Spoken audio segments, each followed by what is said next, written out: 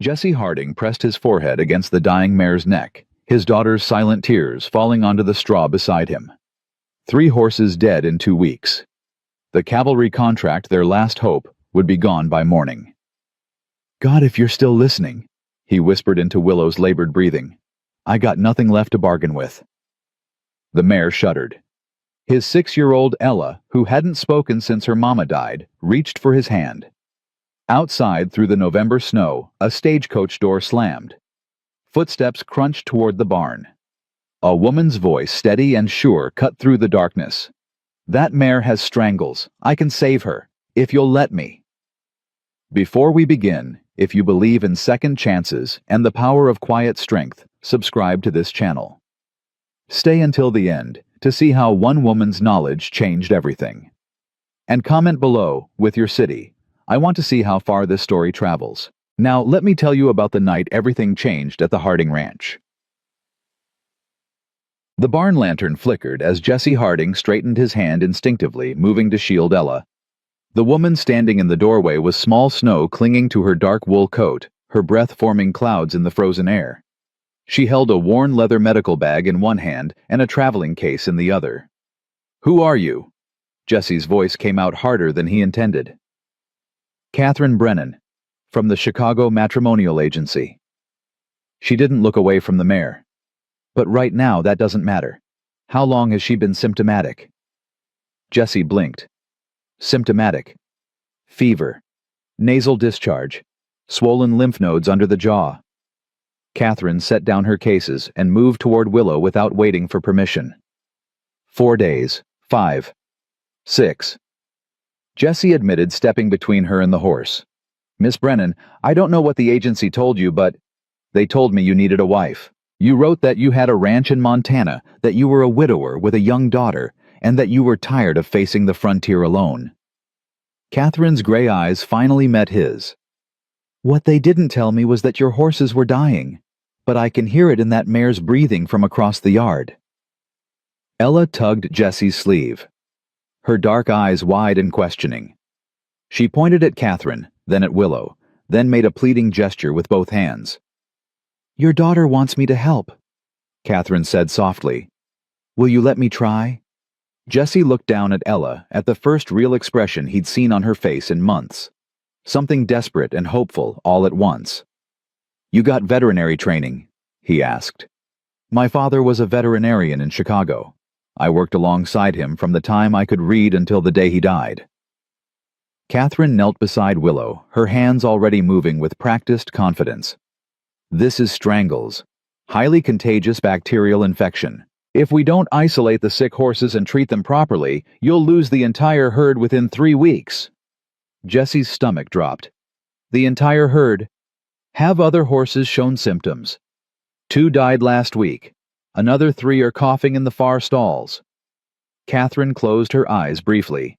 "Then we're already behind. I need hot water, clean cloths, and if you have any medicinal supplies, whiskey, turpentine, linseed oil, bring them. Now." There was no question in her voice. No hesitation. Just the calm authority of someone who'd done this 100 times before.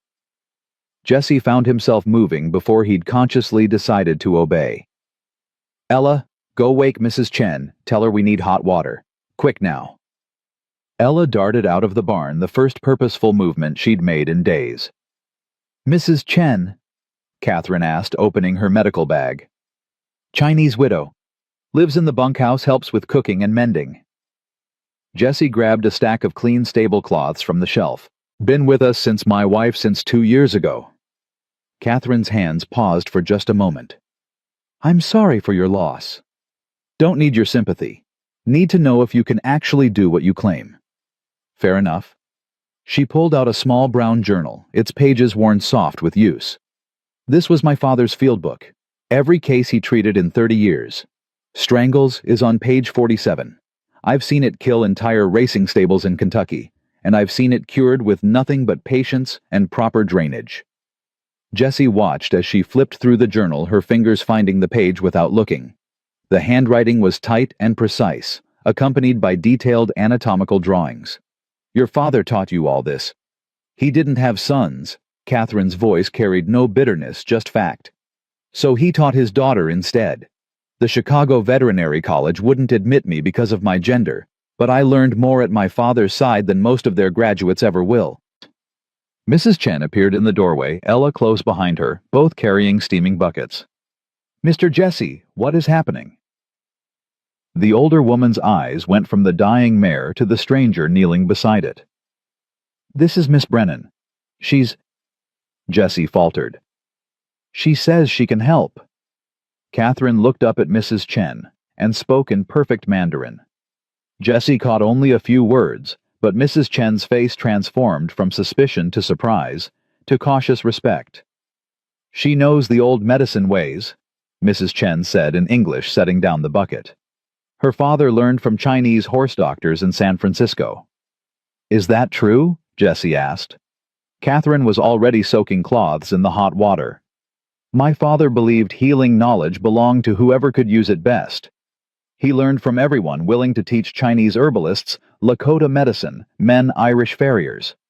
He said the horses didn't care about the color of the hands that helped them." She pressed the hot compress against the swollen lymph nodes under Willow's jaw. The mare flinched, but didn't pull away. "This will hurt her," Catherine said, pulling a small scalpel from her bag. "But the abscesses need to drain, or the infection will spread to her lungs. Mr. Harding, I'll need you to hold her head steady. Mrs. Chen, keep the compresses coming. Ella."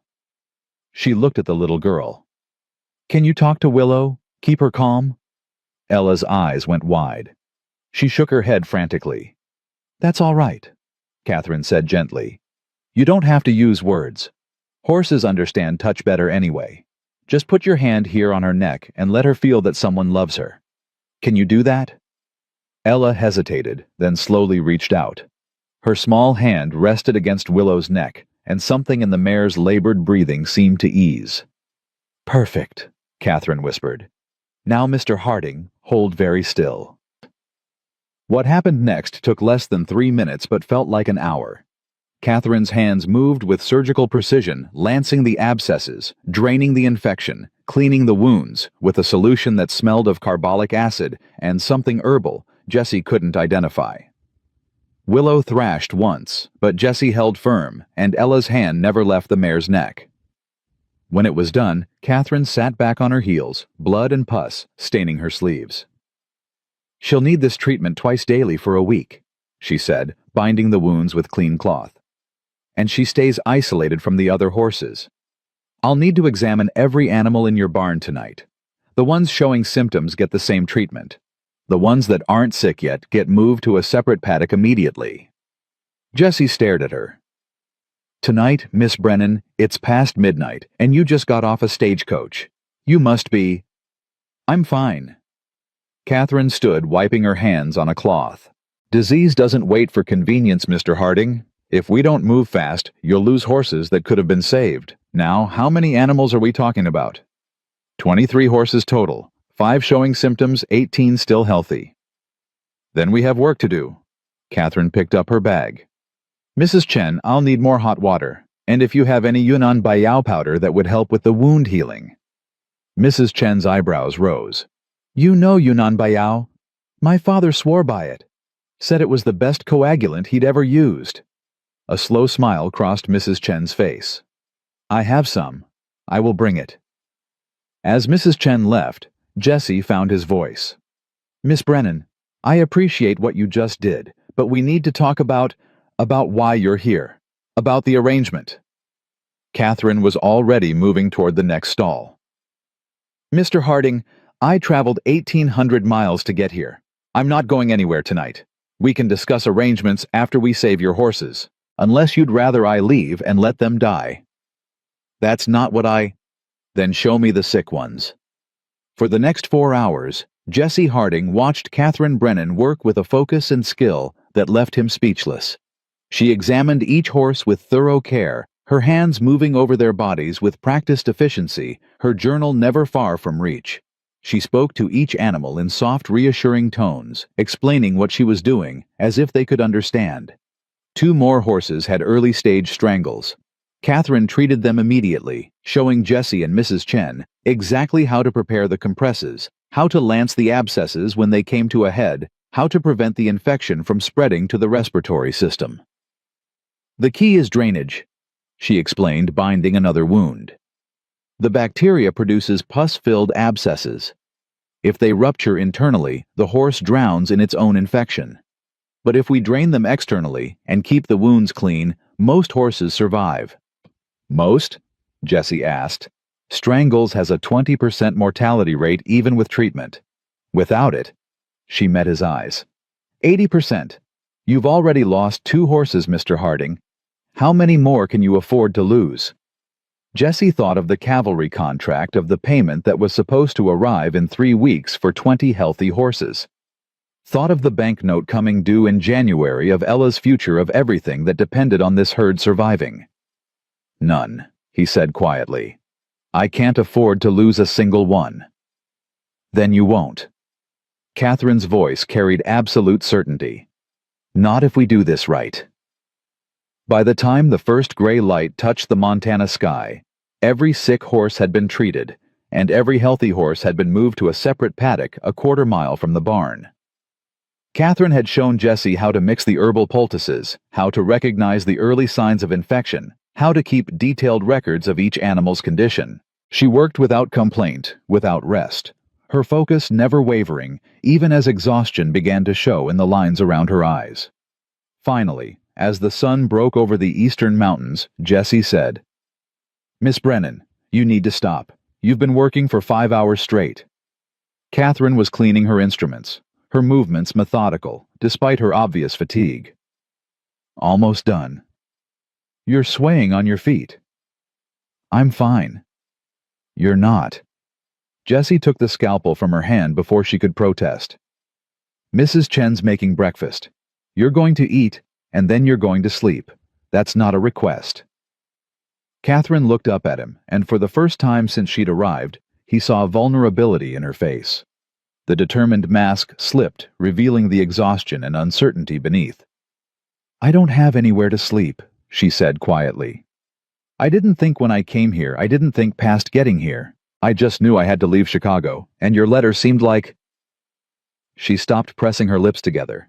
Jessie felt something shift in his chest. This woman had walked into his barn like a force of nature, had worked through the night to save his horses, had asked for nothing in return. And now she stood before him, homeless and exhausted, trying not to show how afraid she was. The main house has a spare room, he heard himself say. It was my wife's sewing room. Small, but it's got a bed and a stove. You can stay there. I don't want charity, Mr. Harding. It's not charity. You just saved my herd. That's worth a room and meals at minimum. He paused. We can talk about the rest later, after you've slept. Catherine studied his face for a long moment, as if trying to determine whether he meant it. All right, she said finally. Thank you. Mrs. Chen met them at the main house, a knowing look in her eyes. I prepare room already, she said, leading Catherine up the stairs. Bath water heating. You need clean clothes. I have my own, thank you. Jessie stood in the kitchen, listening to their footsteps overhead, trying to understand what had just happened to his carefully ordered life. 6 hours ago, he'd been preparing to lose everything. Now, a stranger was sleeping in his dead wife's sewing room, and his horses had a fighting chance at survival. Ella tugged at his sleeve. She pointed upstairs, then made a questioning gesture. Miss Brennan's going to stay for a while, Jessie said, crouching down to his daughter's level. She's going to help the horses get better. Is that all right with you? Ella nodded solemnly. Then she did something that stopped Jessie's heart. She smiled. Just a small curve of her lips, but it was the first smile he'd seen since Sarah died. Yeah, he whispered, pulling his daughter close. I think it might be all right. That afternoon, Jessie rode into Silver Creek to send a telegram and pick up supplies. The general store was busy with Saturday shoppers, and he felt eyes on him the moment he walked in. Jessie Harding. Clara Whitman called from near the fabric counter. Haven't seen you in town for weeks. How's that poor little girl of yours? Ella's fine, thank you. Still not talking. Jessie's jaw tightened. She'll talk when she's ready. Such a shame. A child that age should be chattering like a magpie. Clara exchanged glances with the other women. Of course, without a mother's influence. Mrs. Whitman, I need to place a supply order. Excuse me. He moved toward the counter where Tom Bradley, the store owner, was tallying receipts. Jessie, Tom said with genuine warmth. What can I do for you? Jessie pulled out the list Catherine had written in her precise handwriting. Need these items. Some of them might be special order. Tom scanned the list, his eyebrows rising. Carbolic acid linseed oil. This is veterinary stock. Your horse is sick. Had some strangles in the herd. Getting it under control. Strangles. Clara had moved closer, her voice carrying across the store. Jessie, that's serious. Did you call for the veterinarian from Bozeman? Didn't need to. Got help already. From whom? Jessie hesitated, knowing what was coming. A woman named Catherine Brennan. She's got veterinary training. Been treating the horses since last night. The store went quiet.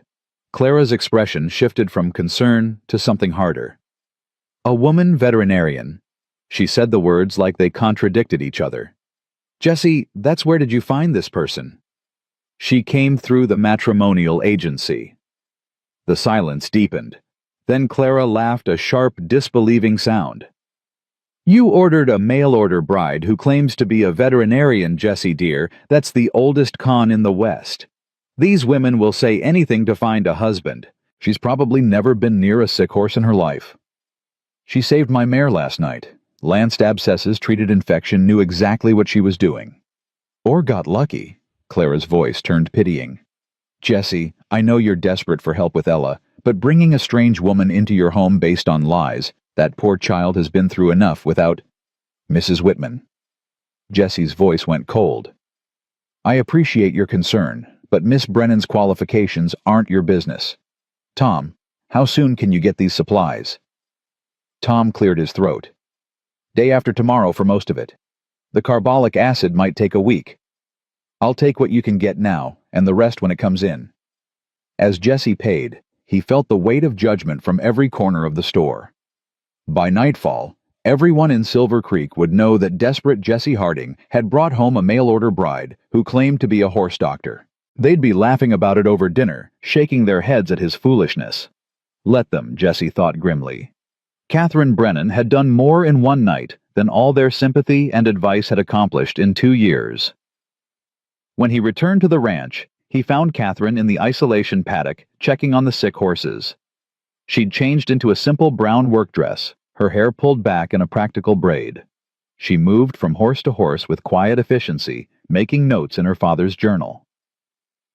How are they? Jessie asked, joining her at the fence. Willow's fever broke. That's a good sign. The others are stable. Catherine closed the journal. I'll need to treat them again this evening. The abscesses should start draining properly by tomorrow. I got most of your supplies. Some will take a few days. That's fine. We can work with what we have. Jessie leaned against the fence watching the horses. Town's talking. About you being here. I imagine they are. They don't believe you know what you're doing, think you're running some kind of con. Catherine's expression didn't change. Do you think that... No. Then their opinions don't matter. She turned to face him. Mr. Harding, I know this isn't what you expected when you contacted the agency. I know having a stranger show up claiming veterinary skills sounds absurd, but I also know your horses are improving, and that's the only proof that matters. Jessie studied her face, the calm certainty, the quiet strength. Why'd you really come here, Miss Brennan Truth? Catherine looked out at the snow-covered mountains, her hands gripping the journal. In Chicago, there was a man, Tobias Thornton. He owned the pharmacy where my father bought his supplies. When my father died, he left debts, medical bills, equipment costs. Mr. Thornton offered to forgive the debts if I'd marry him. But you didn't want to. He was 40 years older than me. He wanted a housekeeper and a nurse, not a wife. And he wanted me to stop practicing veterinary medicine. Said it wasn't proper for a woman. Her voice hardened. When I refused, he made sure every door in Chicago closed to me. No one would hire me. No one would rent me a room. He wanted to force my hand. So you ran. I chose freedom over a cage. Is that running? Catherine met his eyes. Your letter said you were tired of facing the frontier alone, that you needed someone who understood hard work and wasn't afraid of it. I needed somewhere Mr. Thornton's influence couldn't reach. It seemed like we might be able to help each other. Jesse absorbed this understanding dawning. You paid your own way here, didn't you? The agency said I never sent the fee. I had some money saved, not much but enough for passage. And if I'd turned you away... A shadow crossed Catherine's face. I'd have figured something out. I always do. Jesse shook his head slowly. You're either the bravest woman I've ever met, or the most foolish. Maybe both. A faint smile touched her lips. My father used to say the only difference between bravery and foolishness is whether it works out in the end. And has it worked out? Catherine looked at the horses at the ranch spread out before them, at the mountains rising into the winter sky. Ask me again when your herd is healthy, she said quietly. That evening they treated the horses together, falling into an easy rhythm. Catherine showed Jesse exactly what to do, her instructions clear and patient. Ella sat nearby, watching with intense focus, occasionally pointing out things Catherine had missed. A horse favoring its left leg, another showing signs of anxiety. Your daughter has good instincts, Catherine said as they finished with the last horse. She understands animals. Jesse looked at Ella, who was gently stroking a young gelding's nose. Her mama used to bring her to the barn every day. Said horses could teach children things people couldn't. Patience, gentleness, respect. Your wife was wise. She was. Jesse paused. Sarah died of scarlet fever. Came on fast, took her in 3 days. Ella stopped talking the day we buried her. Haven't heard her voice since. Catherine's hand stilled on the horse she was examining. I'm sorry. That's a terrible burden for a child to carry. Dr. Bozeman says she'll talk when she's ready. That pushing won't help. He's right. Grief has its own timeline. Catherine looked at Ella. But she's still communicating. Through her actions, her expressions.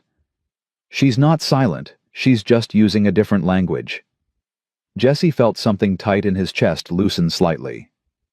I never thought of it that way. My father treated a boy once who'd been kicked by a horse. Couldn't speak for a year afterward. But he could still draw, still write, still make himself understood. My father said the boy wasn't broken, he was just finding a new way to be whole. Did he ever talk again? Eventually. But what mattered more was that everyone stopped waiting for him to be who he was before and started seeing who he was becoming. Jesse looked at his daughter, really looked at her. Saw not the absence of words, but the presence of everything else. The way she gentled the horses, the way she watched Catherine with curiosity and trust, the way she'd smiled that morning for the first time in 2 years. Thank you, he said quietly.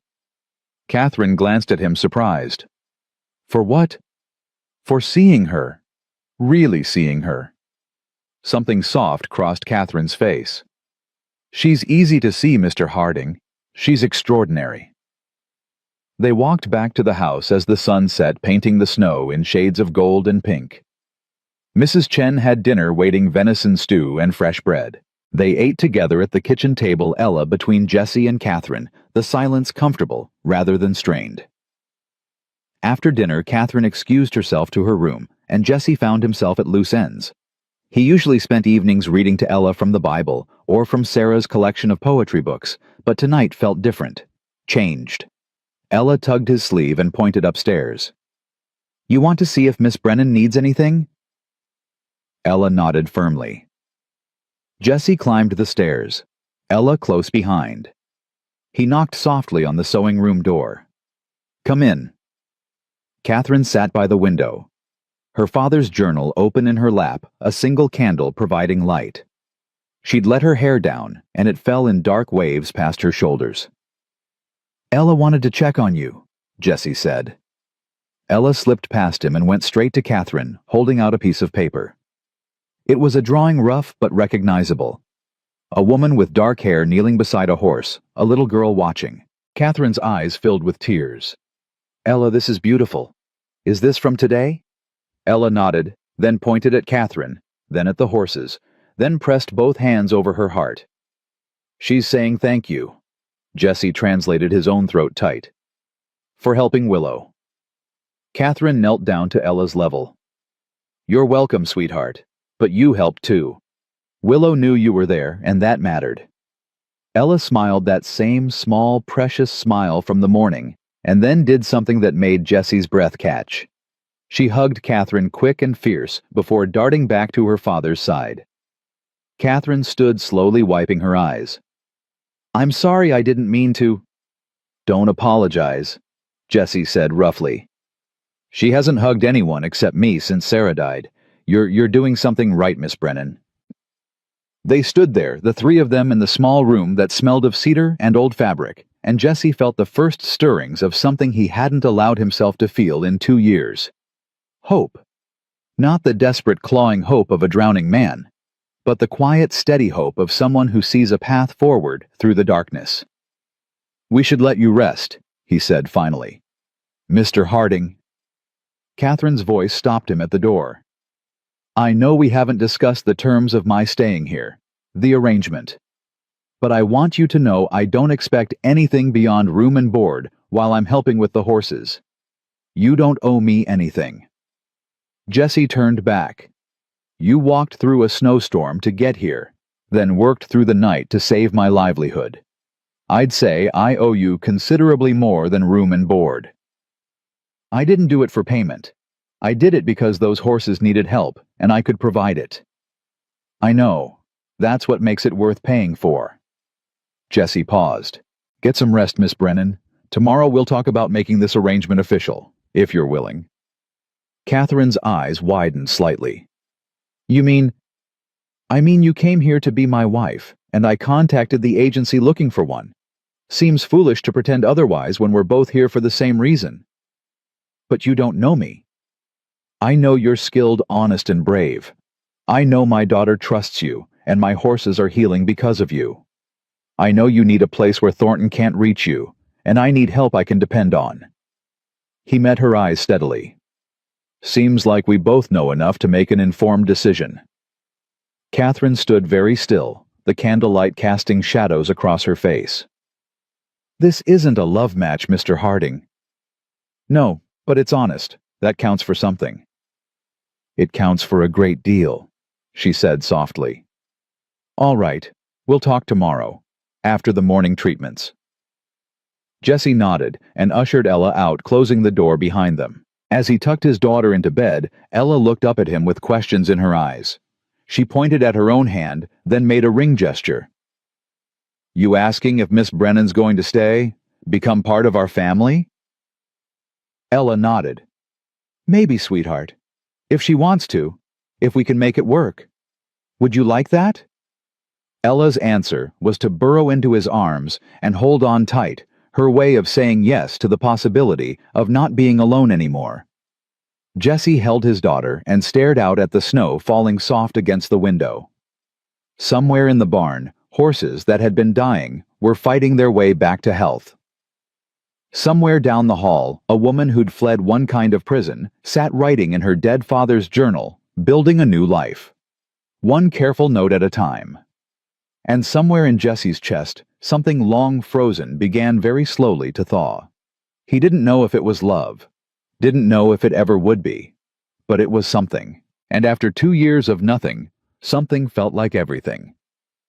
Morning came cold and clear, the kind of Montana winter dawn that turned everything sharp-edged and crystalline.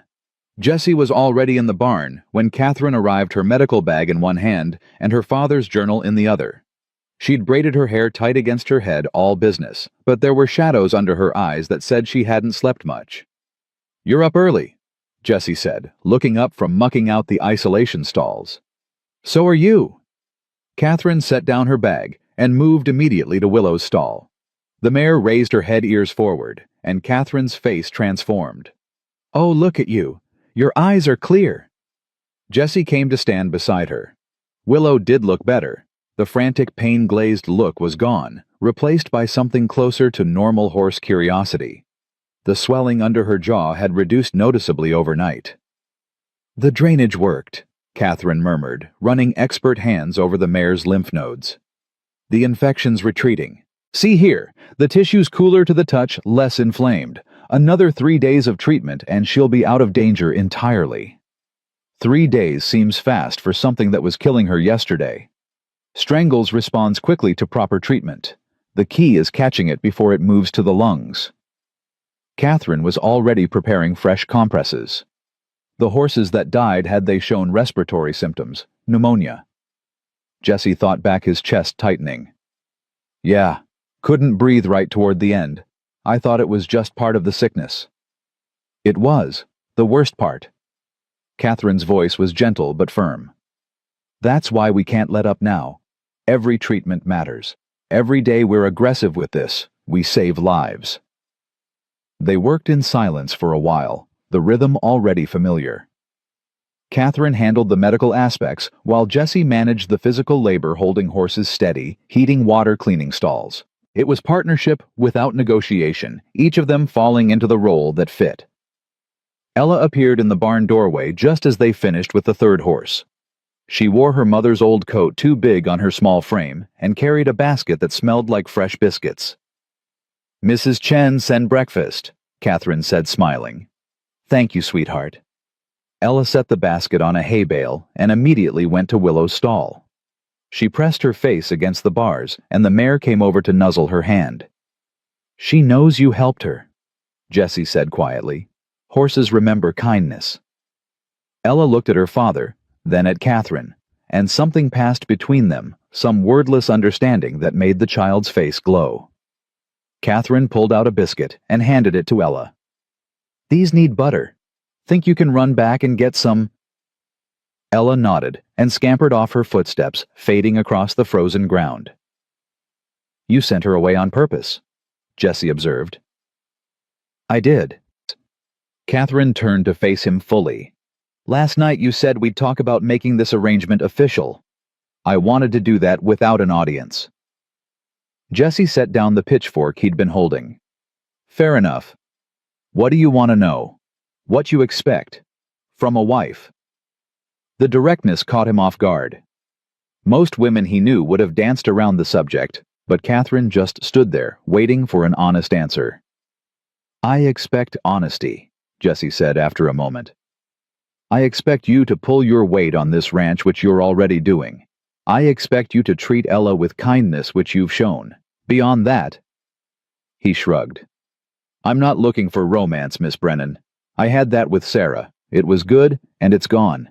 I'm looking for a partner, someone who can stand beside me in the hard times and not break. And the personal aspects of marriage. Jesse felt heat creep up his neck. We can figure that out as we go. No pressure, no expectations beyond respect and privacy. This doesn't have to be anything you're not comfortable with. Catherine studied him for a long moment. In Chicago, Mr. Thornton made it clear what he expected. A wife to warm his bed, keep his house, bear his children, and ask no questions about his business. He wanted ownership, not partnership. I'm not Thornton. I'm beginning to understand that. Catherine's shoulders relaxed slightly. I should tell you, I'm 29 years old. Most men would consider that too old for bearing children. I've got Ella. Don't need more children. If we have them, fine. If we don't, that's fine too. And my work? The veterinary practice. Jesse almost laughed. Miss Brennan, you're saving my ranch. You think I'd ask you to stop? Most men would. Then most men are fools. Jesse crossed his arms. Let me be clear about something. You've got knowledge I need and skills this ranch needs. Far as I'm concerned, you can treat every sick animal in Montana Territory if that's what you want. I won't stand in your way. Catherine's eyes shone suspiciously bright. You mean that? Every word. She nodded once, sharp and decisive. Then yes, I'll marry you, Jesse Harding, under those terms. Jesse extended his hand. Catherine took it, her grip firm and sure. They shook on it like business partners sealing a deal, which in a way they were. We'll go to town Monday, Jesse said. Get the paperwork done at the courthouse. Reverend Cole can do the ceremony if you want something religious. Monday's fine. The ceremony doesn't need to be elaborate, just legal and binding. Agreed. Jessie released her hand. One more thing. I know you're running from Thornton. If he comes looking, if he shows up here, I'll handle it. You're under my protection now. That's not negotiable. Catherine's voice was barely a whisper. Thank you. Ella came racing back with the butter, and the moment passed. They ate breakfast in the barn, sitting on hay bales, while the horses moved peacefully in their stalls. It was simple and companionable, and Jessie found himself thinking that this quiet partnership might actually work. The rest of the week fell into a pattern. Catherine treated the horses twice daily, her methods proving effective beyond Jessie's wildest hopes. The sick animals improved steadily, the healthy ones stayed healthy. She kept meticulous records in her father's journal, noting every symptom, every treatment, every small victory. Jessie watched her work with growing respect. She was tireless, precise, and utterly fearless. He saw her reach into a horse's mouth to check for throat abscesses without hesitation, saw her lance infected wounds that would have made most men queasy, saw her spend hours sitting with a feverish gelding just to make sure he kept breathing. And Ella. Ella bloomed under Catherine's quiet attention. The woman never pushed the child to speak, never treated her silence as something wrong that needed fixing. Instead, she talked to Ella like an equal, explaining what she was doing with the horses, asking for help with small tasks, accepting Ella's drawings and gestures as valid communication. 3 days after Catherine's arrival, Jessie came into the barn to find Ella and Catherine sitting together on a blanket, the journal open between them. Catherine was reading aloud from one of the case studies, and Ella was following along with her finger completely absorbed. Your grandfather treated a horse like this in Kentucky, Catherine was saying. See here. He writes that the owner thought the horse was just old and tired, but your grandfather noticed the gums were pale, knew immediately it was anemia from parasites. Simple treatment, wormwood tincture and better feed, and the horse lived another 8 years. Ella pointed to a drawing in the margin, a detailed sketch of a horse's digestive system. That's right, he drew all these himself. He said you couldn't understand how to heal something unless you understood how it worked. He used to say, Catherine paused, her voice catching. He used to say that every living thing was a miracle of engineering, and the least we could do was learn the blueprints before we started making repairs. Jessie leaned against the doorway, something warm unfurling in his chest. His daughter's face was lit with fascination, her small hands careful on the delicate pages. When was the last time he'd seen her so engaged? Catherine looked up and caught him watching. We're not disturbing you. Not at all. I just came to check on the afternoon treatments. Already done. Everything's stable. Catherine closed the journal carefully. Actually, I wanted to talk to you about something. That gelding in the far paddock, the gray one with the white blaze. Thunder. What about him? He's favoring his right foreleg. Not obvious, but I noticed him shifting his weight. I'd like to examine him properly. Jessie frowned. Thunder was one of his best horses, a 4-year-old with excellent bloodlines. I haven't noticed anything wrong. It's subtle. Probably just a stone bruise or a mild sprain. But if it's something more serious and we catch it early, we can prevent permanent damage. All right, let's take a look. They walked out to the healthy paddock together, Ella trailing behind. Thunder was grazing near the fence, and he came over when Jessie whistled, clearly expecting treats. Catherine ran her hands down each of Thunder's legs, feeling for heat or swelling. When she got to the right foreleg, she pressed gently on the hoof, and the gelding flinched. There, Catherine said. Sensitivity in the hoof. Could be an abscess forming, or he might have bruised the sole. We'll need to soak it and see if it drains. Jessie shook his head in amazement. How did you even notice that he's barely limping? My father taught me to watch how animals move when they think no one's looking. They hide pain when they're nervous or excited, but when they're relaxed and grazing, their true condition shows. Catherine straightened. You've got good instincts, Ella. You're the one who pointed him out to me yesterday, remember? You noticed he wasn't putting full weight on that leg. Ella's face lit up with pride. She did. Jessie looked at his daughter with new respect. She's been helping me observe all the horses. She's got a real gift for reading their body language." Catherine smiled at Ella. "You'd make an excellent veterinary assistant." Ella beamed and immediately started making hand gestures pointing to Catherine, to the horses, to herself, then making a circle with her fingers. "She's asking if she can help more," Jessie translated. "If she can learn what you're teaching." Catherine knelt down to Ella's level. "Would you like that? To learn about animal medicine?" Ella nodded so hard her braids bounced. "Then yes, absolutely. We'll start tomorrow. I'll teach you everything your grandfather wrote in his journal and everything my father taught me. Deal?" Ella threw her arms around Catherine's neck, and Jessie had to turn away to hide the sudden burning in his eyes. His daughter was happy. Really, truly happy. For the first time since Sarah's death. That evening, after they'd treated Thunder's hoof and settled all the horses for the night, Jessie found Catherine in the kitchen helping Mrs. Chen prepare dinner. The two women were speaking in a mixture of English and Mandarin, laughing about something he didn't catch. "Mr. Jessie," Mrs. Chen said when she spotted him. "Miss Catherine knows my mother's recipe for ginger chicken. She learned from Chinese doctor in San Francisco." "Did she now?" Catherine looked slightly embarrassed. "My father's mentor was a man named Dr. Chen. No relation to Mrs. Chen here. He practiced both human and veterinary medicine, and he believed food was the first medicine. He taught my father about herbal remedies and proper nutrition for healing." "So you know human medicine too?" "Some.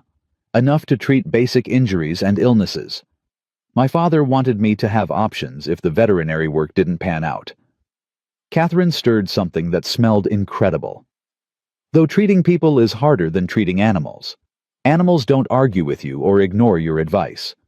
Jessie laughed. "That's fair." They ate dinner together, the four of them, and Jessie was struck by how natural it felt. Mrs. Chen had been keeping house for him for 2 years, but it had always felt temporary, like they were all just waiting for real life to resume. This felt different, like pieces falling into place. After dinner, Ella brought out her slate and chalk. She drew a picture and showed it to Catherine, a simple courthouse with 2 stick figures standing in front of it. "Monday," Catherine said softly. "You're asking about Monday when your father and I go to town." Ella nodded, then pointed to herself and made a questioning gesture. "You want to come with us?" Another nod. Catherine looked at Jessie. "Is that all right?" "Of course, she should be there. It's her family too." Ella's face broke into a huge smile. She drew another figure on the slate, smaller, child-sized, standing between the 2 adults. Then she drew a heart above all 3 figures. Jessie's throat closed up completely. He had to step outside for a moment, standing on the porch in the freezing air, trying to compose himself. Behind him, he heard Catherine's gentle voice explaining to Ella about wedding ceremonies, about what it meant to become a family. The door opened, and Catherine stepped out, wrapping her shawl tight against the cold. "She's drawing more pictures inside," Catherine said. "I think she's planning the whole day in her head." "She's happy," Jessie managed. "I haven't seen her this happy since—" "I know." They stood in comfortable silence, watching the stars emerge in the darkening sky. "I'm scared," Catherine admitted suddenly. "Of Monday. Of making this real and permanent." Having second thoughts. "No, just scared." She turned to look at him. "I've never been married. Never been part of a real family. What if I'm no good at it?" Jessie thought about that. "I've been married, lost my wife, spent 2 years failing to help my daughter. I'm terrified too. But maybe that's all right. Maybe being scared just means we understand what we're risking." "And what are we risking?" "Everything," Jessie said honestly. "But we're already risking everything just by being alive out here. At least this way we're not doing it alone." Catherine smiled, small but genuine. "That's true enough." Monday morning arrived too fast and too slow all at once. Jessie put on his best suit, the one he'd worn to Sarah's funeral, and tried not to think about the irony. Catherine wore a simple gray dress that she'd altered to fit better, her hair pinned up in a neat bun. Ella insisted on wearing her Sunday dress, the blue one with white flowers that Sarah had made. Mrs. Chen packed them lunch and pressed a small bundle into Catherine's hands. "For good fortune," she said. "Chinese wedding tradition, red ribbon and sweet rice cakes." Catherine's eyes filled with tears. "Thank you, that's incredibly kind." "You are good woman. Mr. Jesse is lucky man. Now go, make official." The ride into Silver Creek took an hour. Ella sat between Jesse and Catherine, on the wagon bench, bundled in blankets, her eyes bright with excitement. Catherine was quiet, her hands folded in her lap, and Jesse could see the tension in her shoulders. "You all right?" he asked quietly. "Ask me after it's done." The courthouse was a modest building on Main Street, sharing space with the land office. Judge Morrison handled all the civil ceremonies, and his wife served as witness. Jesse had sent word ahead, so they were expected. They were halfway up the courthouse steps when a voice called out, "Jesse Harding, heard you were doing something foolish today." Jesse turned to see Clara Whitman and two other townswomen approaching, their faces set with what they probably thought was concern. "Mrs. Whitman," Jesse said evenly, "we're just here for a civil ceremony, nothing foolish about it. Marrying a woman you've known for less than a week, a woman who claims veterinary skills she couldn't possibly have." Clara's eyes swept over Catherine with barely concealed disdain. "Jesse, dear, I know you're lonely, but this is madness. What will people think?" Catherine stepped forward before Jesse could respond. "Mrs. Whitman, I appreciate your concern for Mr. Harding's well-being, but I assure you, I have the qualifications I claim. If you'd like verification, I can provide references from the Chicago Veterinary Society, where my father was a founding member." "A woman can't be a member of the Veterinary Society," one of the other women scoffed. "I didn't say I was a member. I said my father was, Dr. James Brennan. Perhaps you've heard of him." Clara's expression flickered. Even here in Montana, James Brennan's name carried weight in veterinary circles. "That may be," Clara said stiffly, "but it doesn't change the fact that you're rushing into this marriage unseemly fast. It's barely been 2 years since Sarah passed." "Mrs. Whitman." Jesse's voice went cold. "I don't recall asking for your permission or your blessing. My personal decisions aren't your concern. That child's well-being is everyone's concern." Clara pointed at Ella. "She's been through enough without you bringing a stranger into her life." That's when Ella did something that shocked everyone. She stepped in front of Catherine, placing herself between the woman and Clara Whitman. Her small face was fierce protective. She pointed at Catherine, then at herself, then made a heart shape with her hands. "Ella likes her," Jesse said quietly. "Ella trusts her, and my daughter's opinion matters more to me than yours ever will." Clara's face flushed red. "Well, I can see you've made up your mind. Don't come crying to me when this arrangement falls apart." "Wouldn't dream of it, ma'am." Clara swept away with her companions, leaving Jesse and Catherine standing on the courthouse steps. "I'm sorry about that," Jesse said. "She means well, but she doesn't mean well at all." Catherine interrupted. "She's trying to control you through shame and social pressure. I've seen it before. Women like her believe they know what's best for everyone, and they can't stand when people make choices outside their approval. You're not wrong." Catherine looked down at Ella, who was still standing protectively in front of her. "Thank you, sweetheart. That was very brave." Ella smiled and took Catherine's hand, tugging her toward the courthouse door. "I think your daughter's telling us to stop wasting time," Catherine said, and there was laughter in her voice now. Judge Morrison was a kindly man in his 60s who'd presided over every wedding in Silver Creek for the past 20 years. His wife Martha fussed over Ella while the judge reviewed the paperwork. "Everything seems to be in order," Judge Morrison said. "Miss Brennan, you're certain you want to proceed. No one's forcing you into this arrangement. I'm certain, Your Honor. This is my choice freely made. And Mr. Harding, you understand the responsibilities you're undertaking. Marriage is a sacred bond, not to be entered into lightly." "I understand, sir." "Very well then. Let's begin." The ceremony was simple and quick. Jesse repeated the vows the judge provided, his voice steady. Catherine's voice trembled slightly, but didn't waver. When Judge Morrison pronounced them husband and wife, Jesse felt the weight of it settle over him, the finality, the commitment. "You may kiss your bride," the judge said.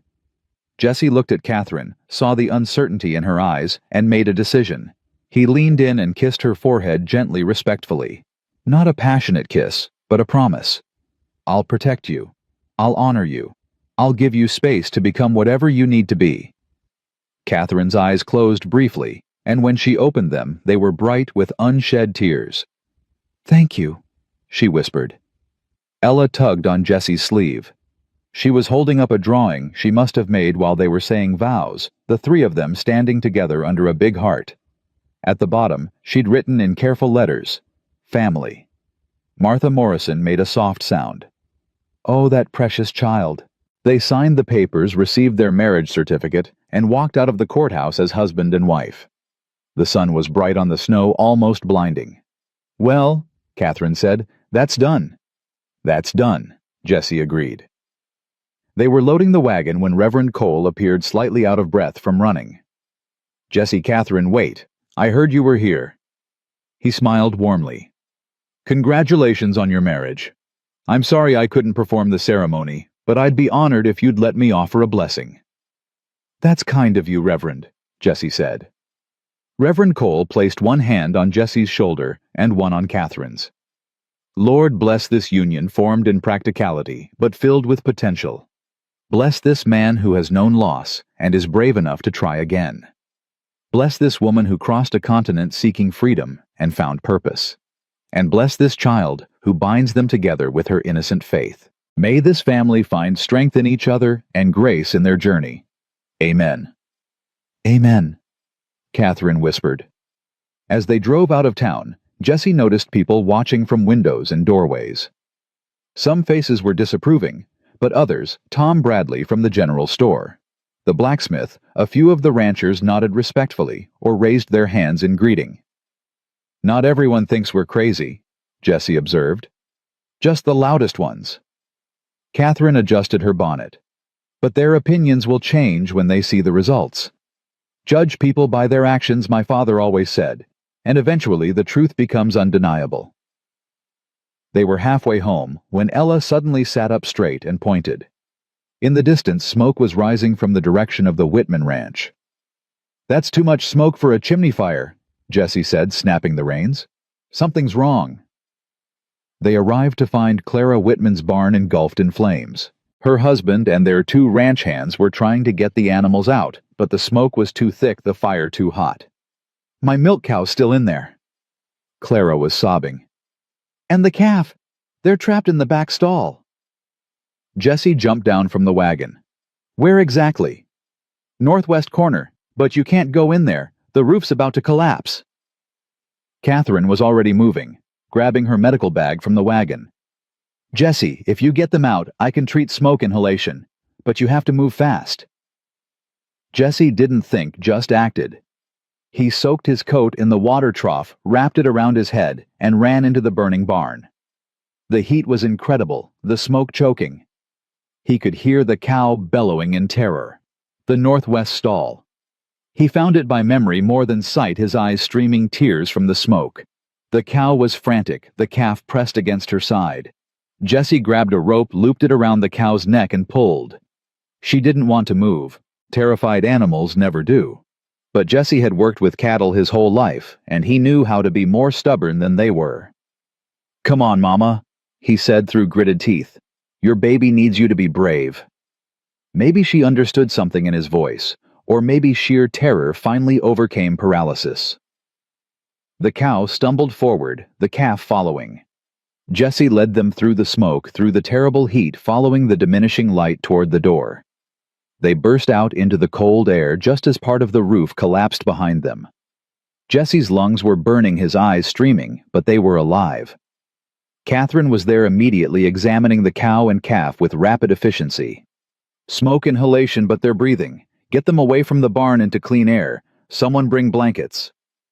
The next hour was chaos. The barn burned to the ground despite everyone's best efforts, but all the animals survived.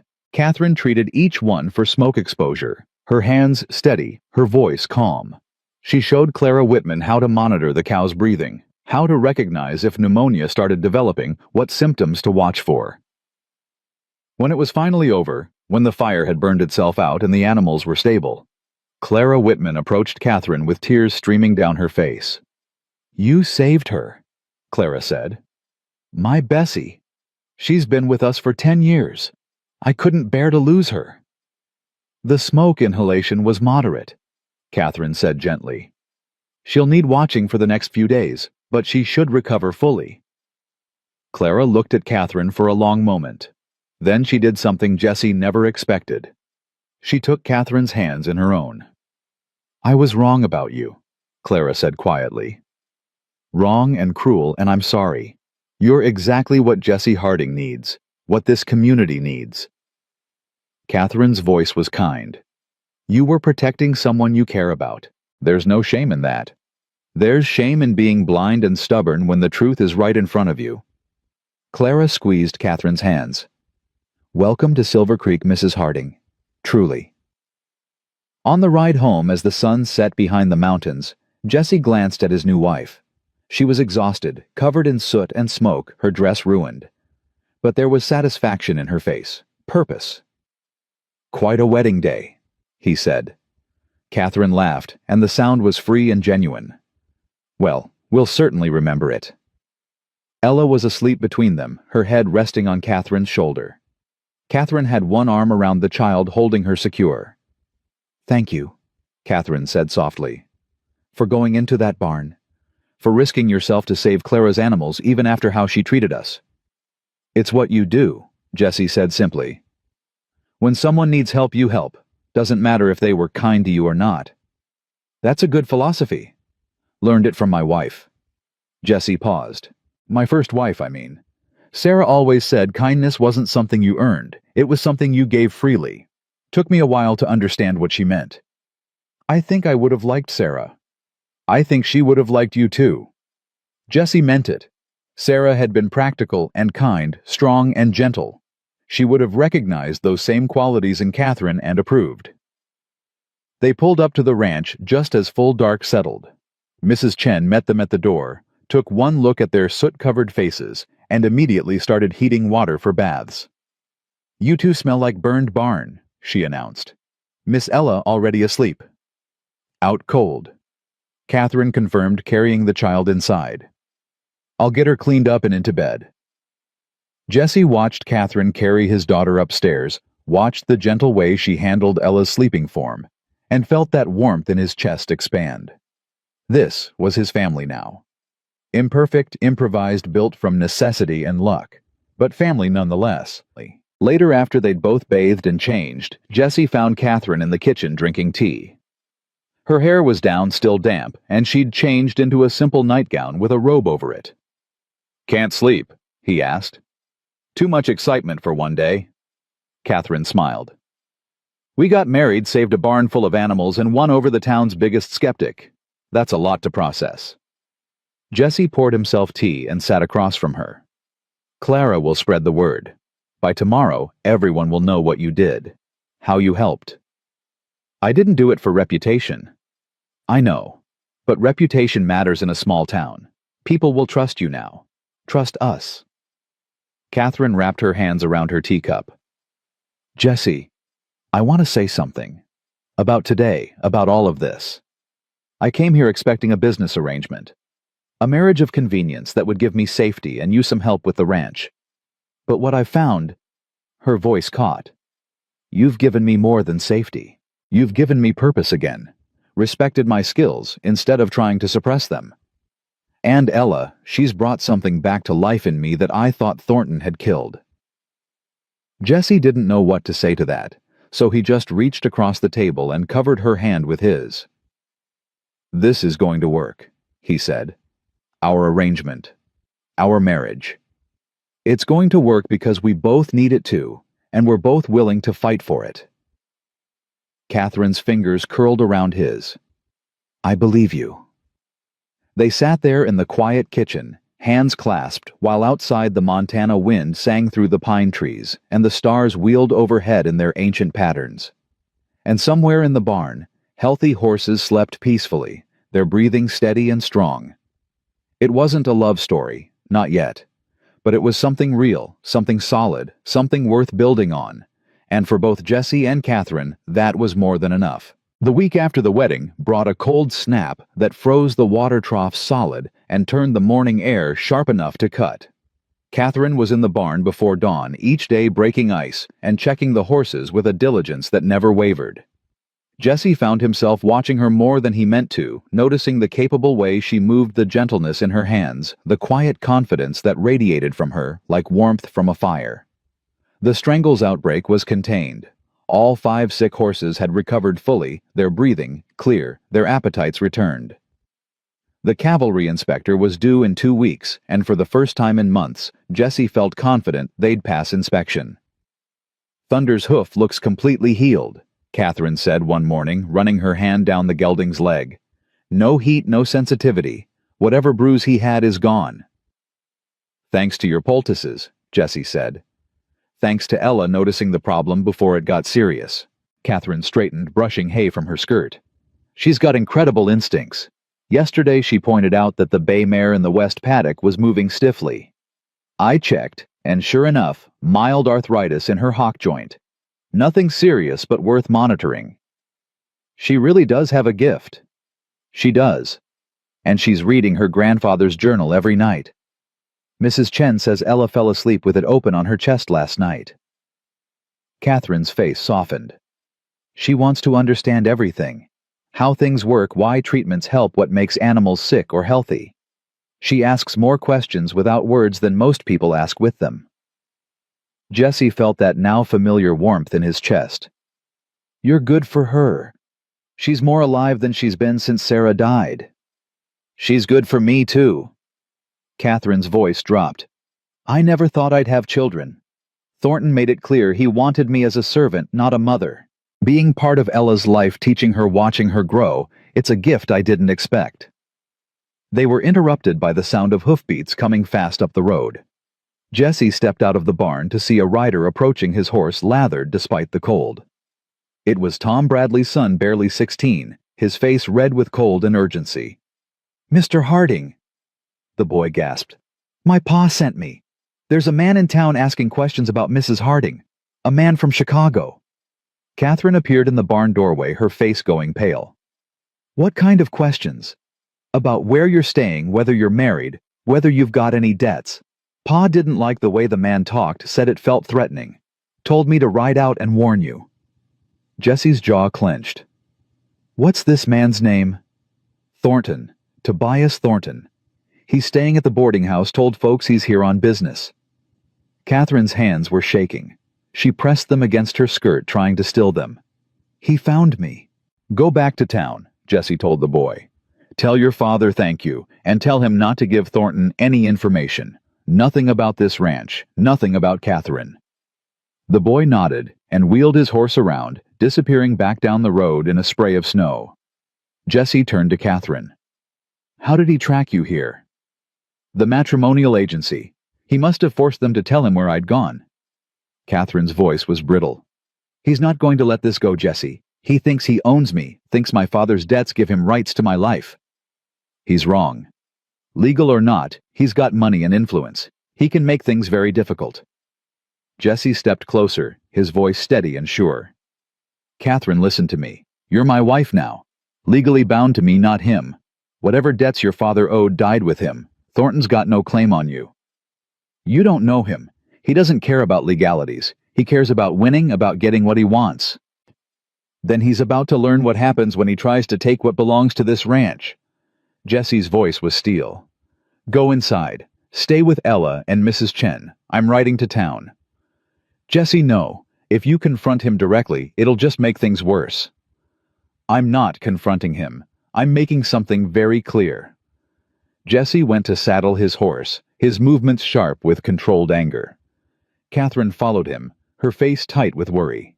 What are you going to do? I'm going to remind Mr. Thornton that Montana Territory operates under different rules than Chicago, and that threatening a man's wife is a good way to find yourself on the wrong end of frontier justice.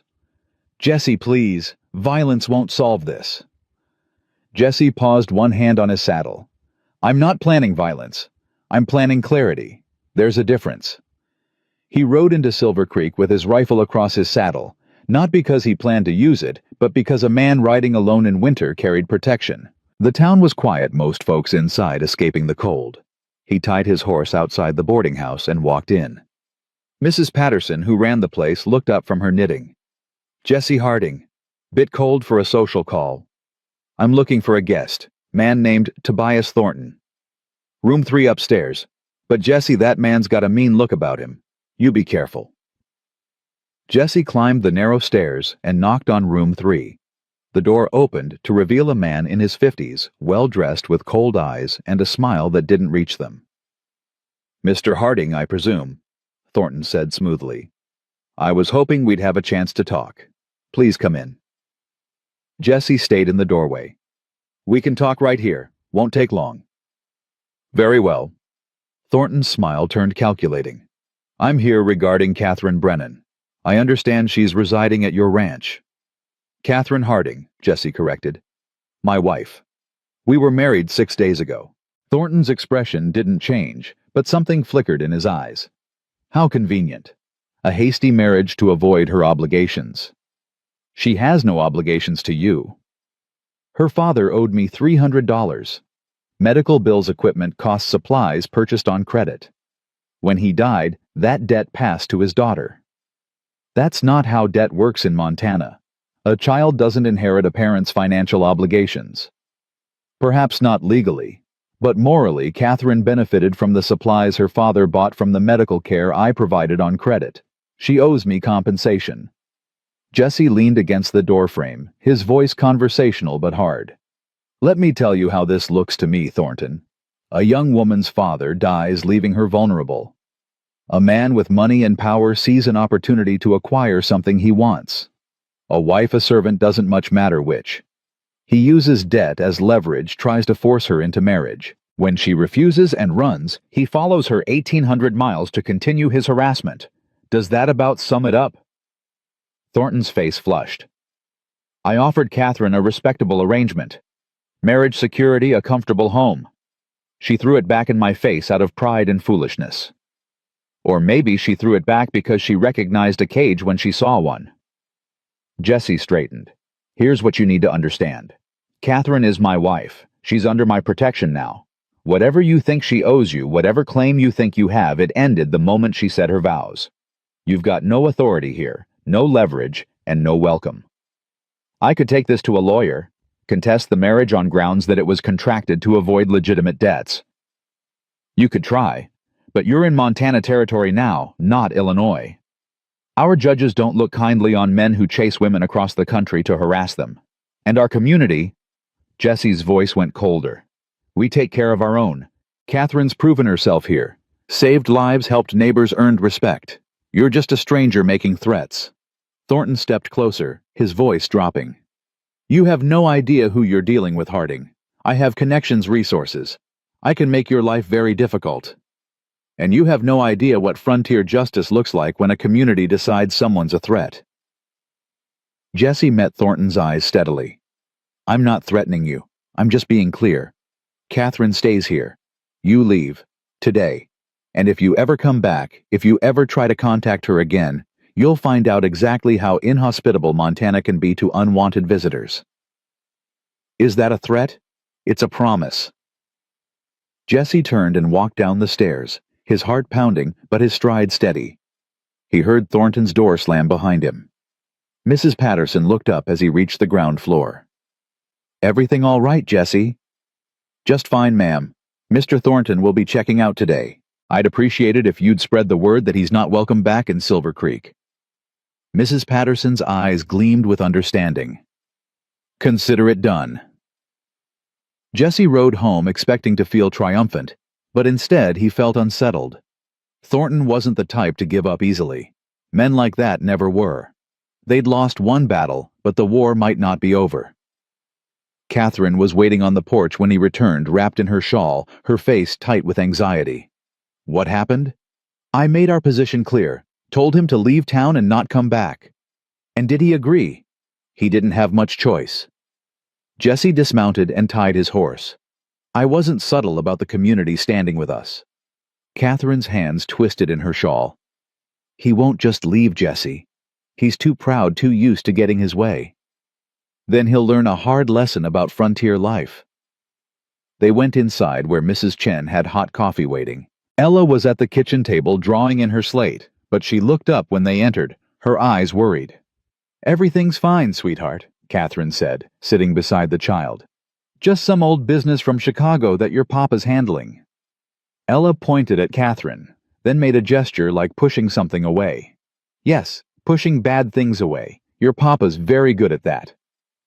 Jesse drank his coffee and watched his wife and daughter together, the easy communication between them, the trust. Thornton had no idea what he was up against. He thought he was dealing with a vulnerable woman and a desperate rancher. He didn't understand that he was threatening a family. The next morning brought fresh snow and a visitor. Reverend Cole rode up just after breakfast, his face grave. "Jesse, Catherine, I need to speak with you both." They invited him into the parlor, and the Reverend sat heavily in the chair by the fire. "Tobias Thornton came to see me yesterday afternoon," Reverend Cole said. "He asked me to investigate your marriage, claimed it was fraudulent, contracted under false pretenses to help Catherine avoid legitimate debts." Catherine's face went white. "What did you tell him?" "I told him I'd witnessed your marriage certificate being signed, that Judge Morrison performed the ceremony lawfully, and that I'd personally offered you a blessing as husband and wife. I also told him that I'd spoken with several townspeople who've witnessed Catherine's veterinary skills firsthand, and that her reputation here is beyond reproach." "Thank you," Jesse said quietly. "I'm not finished." Reverend Cole's expression was troubled. "Thornton then asked me about annulment procedures, what grounds might exist to dissolve a marriage in Montana territory. I refused to provide that information, but Jesse, the man's not giving up. He's looking for any legal angle to separate you two." Catherine stood abruptly and walked to the window, her shoulders rigid. "This is my fault. I brought this to your door, Jesse. Maybe I should just go back to Chicago, settle things with Thornton, end this." "Absolutely not." Jesse's voice was sharp enough to make her turn. "You're not going anywhere. But if he keeps pushing, if he finds a legal way to contest the marriage, then we'll fight it, together." Jesse stood and crossed to her. "Catherine, you're my wife. That's not negotiable, not temporary, not something I'm willing to give up because some bully from Chicago thinks he can intimidate us." Reverend Cole cleared his throat. "There may be another approach. I know a lawyer in Bozeman, good man, honest. If you'd like, I can send for him, have him review Catherine's situation, determine if Thornton has any legitimate legal standing." "Do it," Jesse said immediately. "Whatever it costs, I'll pay."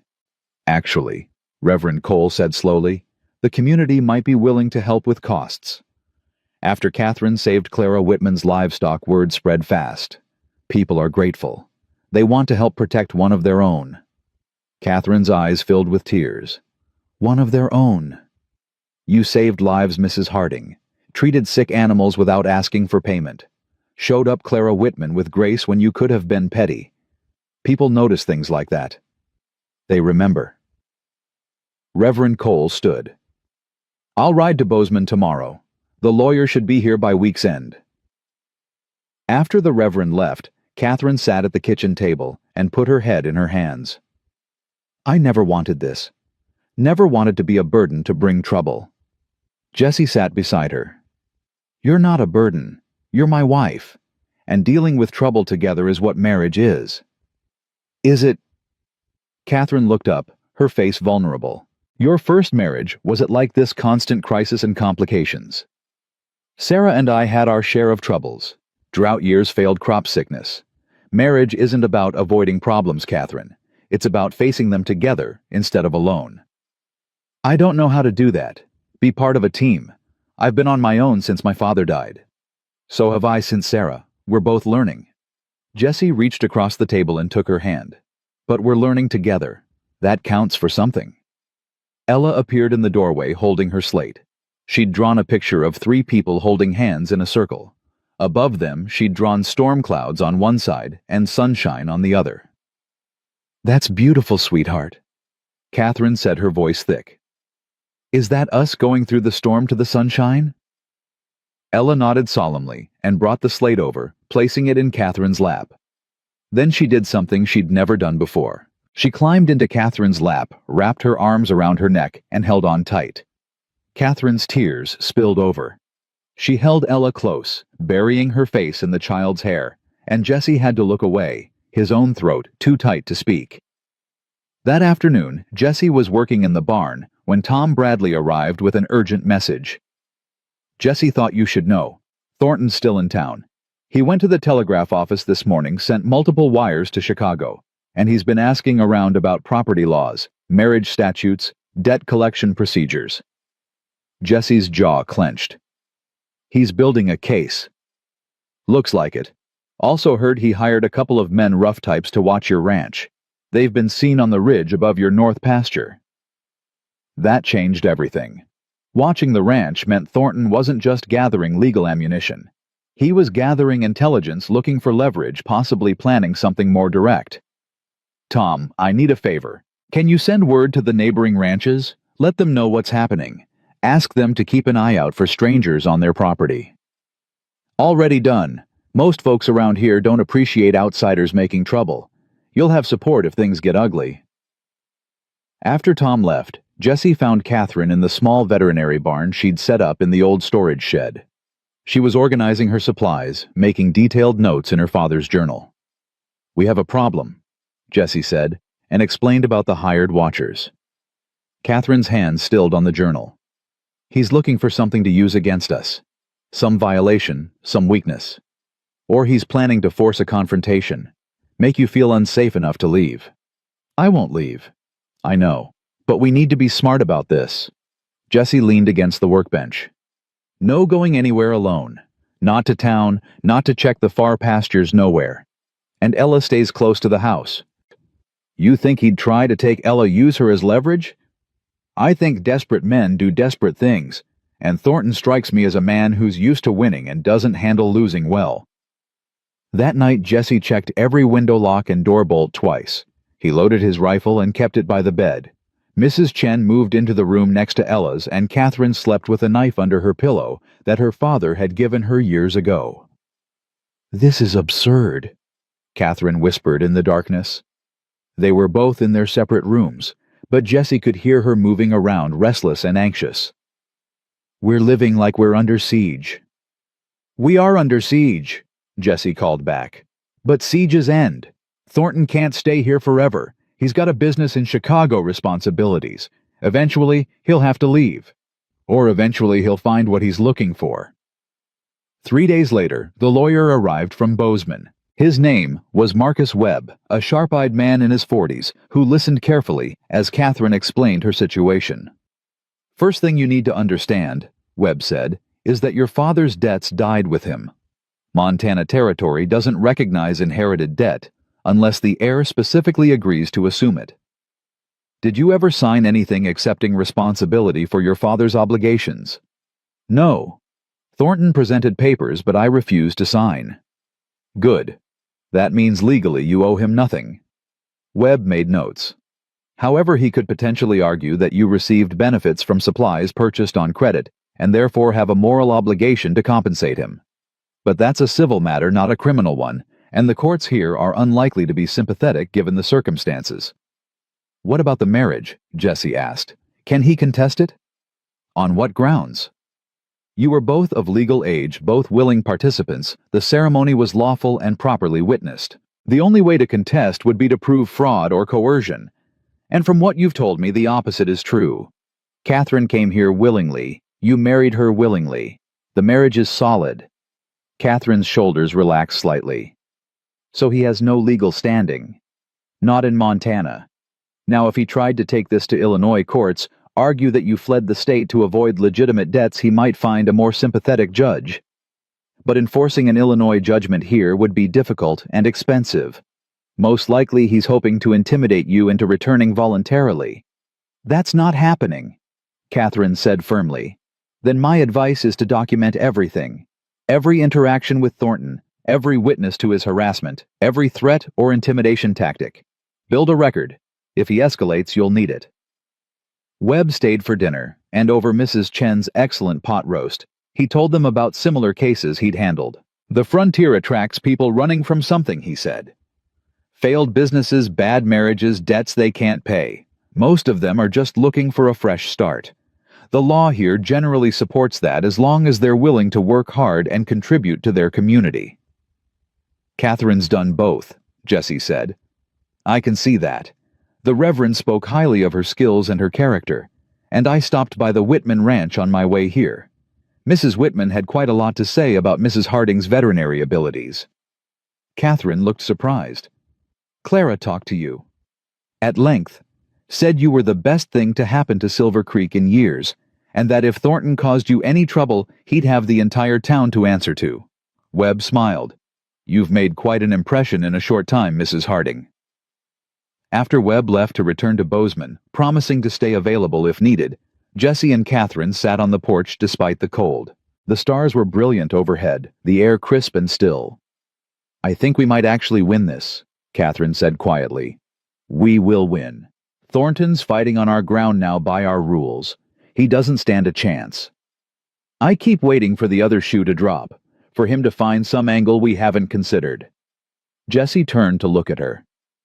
You've spent so long running and hiding that you can't quite believe you get to stand and fight. But you do, Catherine. You've got legal standing, community support, and a husband who's not backing down. Thornton's already lost. He just doesn't know it yet. Catherine leaned her head on Jesse's shoulder, a gesture that was becoming familiar comfortable. Thank you. For fighting for me. For believing I was worth fighting for. You're my wife. Of course you're worth fighting for. They sat in silence for a while, watching the stars wheel overhead, and Jesse thought about how much had changed in 2 weeks. He'd gone from desperate and alone to married and supported.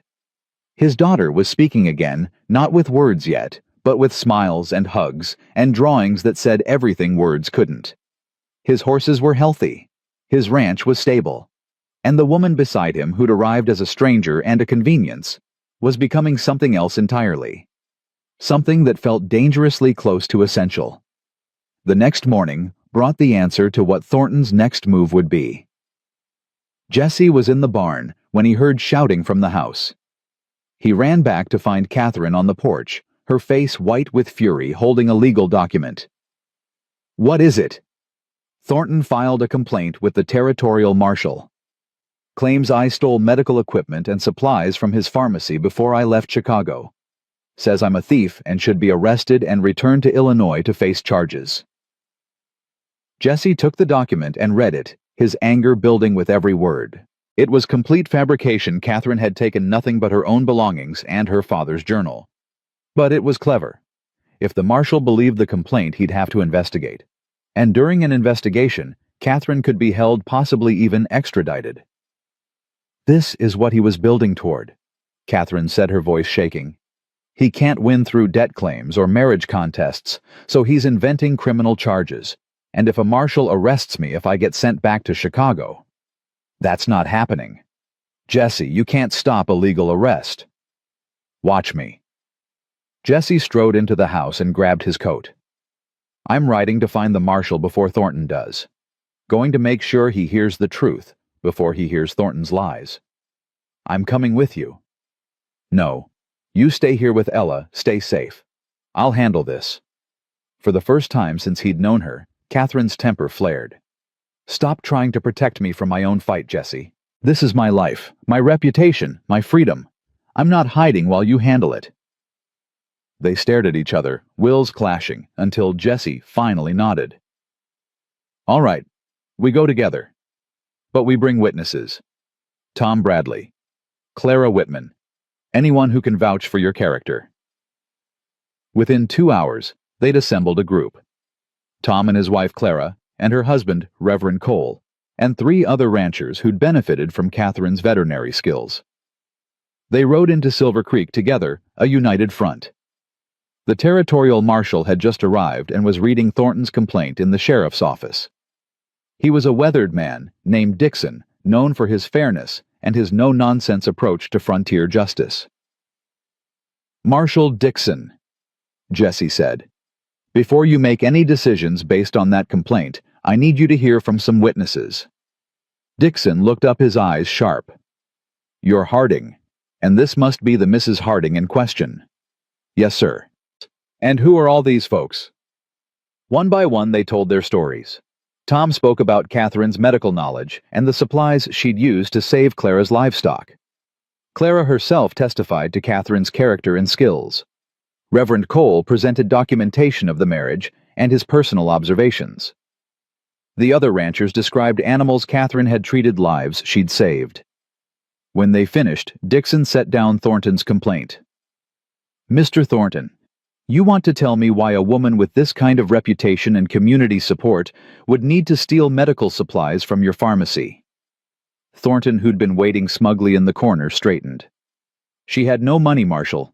Her father died in debt to me. How else could she afford the equipment I saw her using?" "That equipment belonged to my father," Catherine said clearly. "Every piece of it. I have receipts, bills of sale, everything documented in his records. I can prove ownership of every item in my medical bag." "Then I suggest you produce those documents," Dixon said. Catherine pulled her father's journal from her bag and opened it to the back pages where James Brennan had meticulously recorded every purchase, every piece of equipment with dates and prices. Dixon reviewed them carefully, comparing them to the list of allegedly stolen items in Thornton's complaint. "These don't match," Dixon said finally. "The items Dr. Brennan purchased don't correspond to the items Mr. Thornton claims were stolen. In fact, several items on Thornton's list weren't even available in 1879 when Dr. Brennan made his purchases." Thornton's face flushed. She could have doctored those records. In her dead father's handwriting, with ink that's clearly years old. Dixon closed the journal and handed it back to Catherine. "Mr. Thornton filing a false complaint with a territorial marshal is a serious offense. You want to rethink your statement." There must be some mistake. I was certain she took those items." "Or you were certain you could use false charges to harass a woman who refused to marry you." Dixon's voice went cold. "I don't take kindly to my office being used for personal vendettas. Here's what's going to happen. You're going to withdraw this complaint in writing. You're going to leave Silver Creek today and not return. And if I hear one more word about you harassing Mrs. Harding, I'll file charges against you for making false statements to a peace officer. Are we clear?" Thornton looked at Catherine with pure hatred. "This isn't over." "Yeah, it is," Dixon said. "And if you're too stubborn to see that you'll find yourself in a Montana jail cell contemplating your choices, your call." Thornton left without another word, his shoulders rigid with fury. But he left. That was what mattered. Outside the sheriff's office, Catherine sagged against Jesse, all the tension draining out of her at once. "It's really over. He's really leaving." "He's leaving," Jesse confirmed. "And if he's smart, he won't come back." Clara Whitman approached, her face warm. "Catherine, dear, you held up beautifully in there. Didn't let him intimidate you one bit." "I had help," Catherine said, looking at the group assembled around her. "All of you. Thank you." "We take care of our own," Tom Bradley said simply. "You're one of us now." They rode home as the sun set, painting the snow in shades of gold and rose.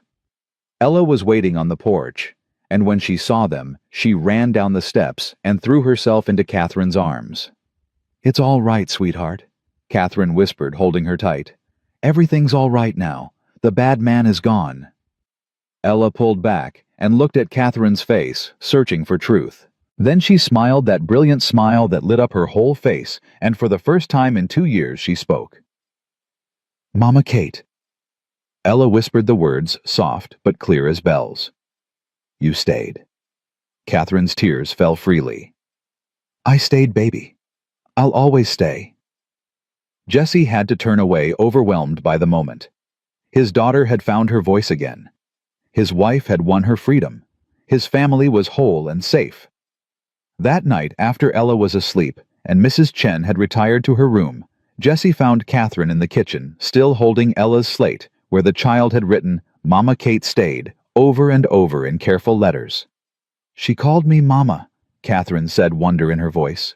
"She loves you. We both do." The words were out before Jessie could stop them. Catherine looked up, her eyes wide. Jessie, I know this wasn't supposed to be that kind of marriage. I know we agreed to partnership, not romance. But somewhere between you saving my horses and fighting Thornton and winning over my daughter, I fell in love with you, Catherine. And I needed you to know that. Catherine stood crossing to where he stood in the doorway. I thought I was done with love. Thought Thornton had killed that part of me. But you brought it back. You and Ella both. Jessie reached for her, and this time when they kissed, it wasn't respectful or tentative. It was real and deep, and full of promise. So, what do we do now? Catherine whispered against his lips. Now. Jessie smiled. Now we stop pretending this is just a business arrangement, and start building a real marriage. If you're willing. I'm willing, Catherine said. More than willing. They stood in the kitchen holding each other while the fire crackled, and outside the Montana wind sang through the pines. Thornton was gone. The horses were healthy. Ella was speaking again, and two people who'd married for practical reasons had found something infinitely more valuable. They'd found each other. Spring came slowly to Montana that year, the snow melting in patches to reveal brown earth that would soon turn green. Jessie woke each morning to find Catherine already in the barn, her sleeves rolled up, talking softly to the horses as she checked them over with the same thoroughness she'd shown that first night. But now there was lightness in her movements, joy in her voice. The fear that had shadowed her eyes for weeks was gone. Ella followed Catherine everywhere, a small shadow with bright eyes and endless questions. She spoke in whispers, still her voice recovering slowly, like a muscle that had been too long unused, but she spoke.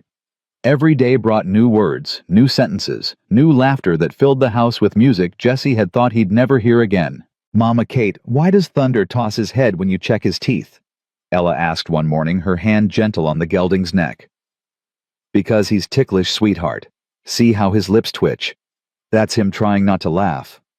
Catherine demonstrated, and sure enough, Thunder's ears flicked forward in what looked remarkably like amusement.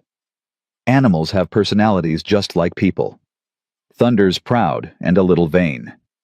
He doesn't like anyone fussing with his mouth. But you can do it.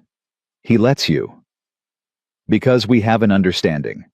I respect his dignity, and he trusts me not to hurt him. Catherine finished the examination and gave Thunder a piece of apple. That's the foundation of all good relationships, Ella. Mutual respect and trust.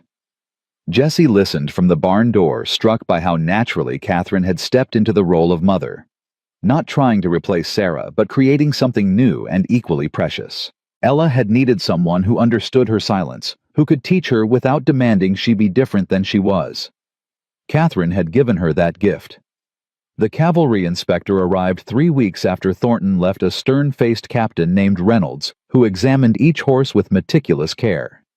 Jessie watched him work his stomach tight with anxiety despite Catherine's assurances that the herd was in excellent condition. Reynolds ran his hands down Thunder's legs, checked teeth and hooves, examined eyes and coats. He made notes in a small leather book, his expression revealing nothing. Finally, after nearly 2 hours, he straightened and faced Jessie. Mr. Harding, I've been inspecting horses for the cavalry for 12 years. I've never seen a healthier herd. Whatever you've been doing, keep doing it. Jessie's breath left him in a rush. So we pass? You more than pass. In fact, I'd like to increase your contract. The cavalry needs quality horses, and you're clearly capable of providing them. Reynolds glanced toward the barn where Catherine was working with a young mare. That your wife I've been hearing about? The one with veterinary training. That's her. I'd like to speak with her if you don't mind. The cavalry's been looking for someone who can train our soldiers in basic horse care. Might be interested in having her consult. Catherine emerged from the barn, wiping her hands on a cloth, and Jessie made introductions. Reynolds explained what he was looking for, and Jessie saw Catherine's eyes light up with interest. I could develop a training program, Catherine said slowly. Basic health assessment, common ailments preventive care. Soldiers should know how to recognize problems before they become emergencies. Exactly. Reynolds nodded. Would you be willing to come to Fort Bozeman once a month? We'd compensate you, of course. Catherine looked at Jessie seeking permission, or maybe just confirmation that this was real, that she was truly free to build her own career. He nodded, pride swelling in his chest. I'd be honored, Captain Reynolds. After Reynolds left with a signed contract for 40 horses and a consulting agreement for Catherine, Jessie swept his wife into his arms and spun her around. She laughed, breathless and radiant. We did it, she said. The ranch is saved. You did it. You saved this place before I even knew it needed saving. Jessie set her down but kept his arms around her. I'm proud of you, Catherine. So damn proud. She buried her face in his chest. I never thought I'd have this. A home, a family, work I love that's respected and valued. It feels like a dream. It's real, all of it. That night they celebrated with a dinner that Mrs. Chen had been planning for days. The table was laden with roasted chicken, fresh bread, vegetables from the root cellar, and a pie made from preserved apples.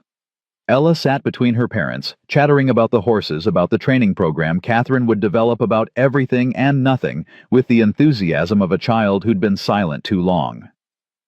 Can I help with the training program, Mama Kate? Ella asked, her voice still soft but growing stronger each day. I could draw pictures of the horses, show the different parts we need to check.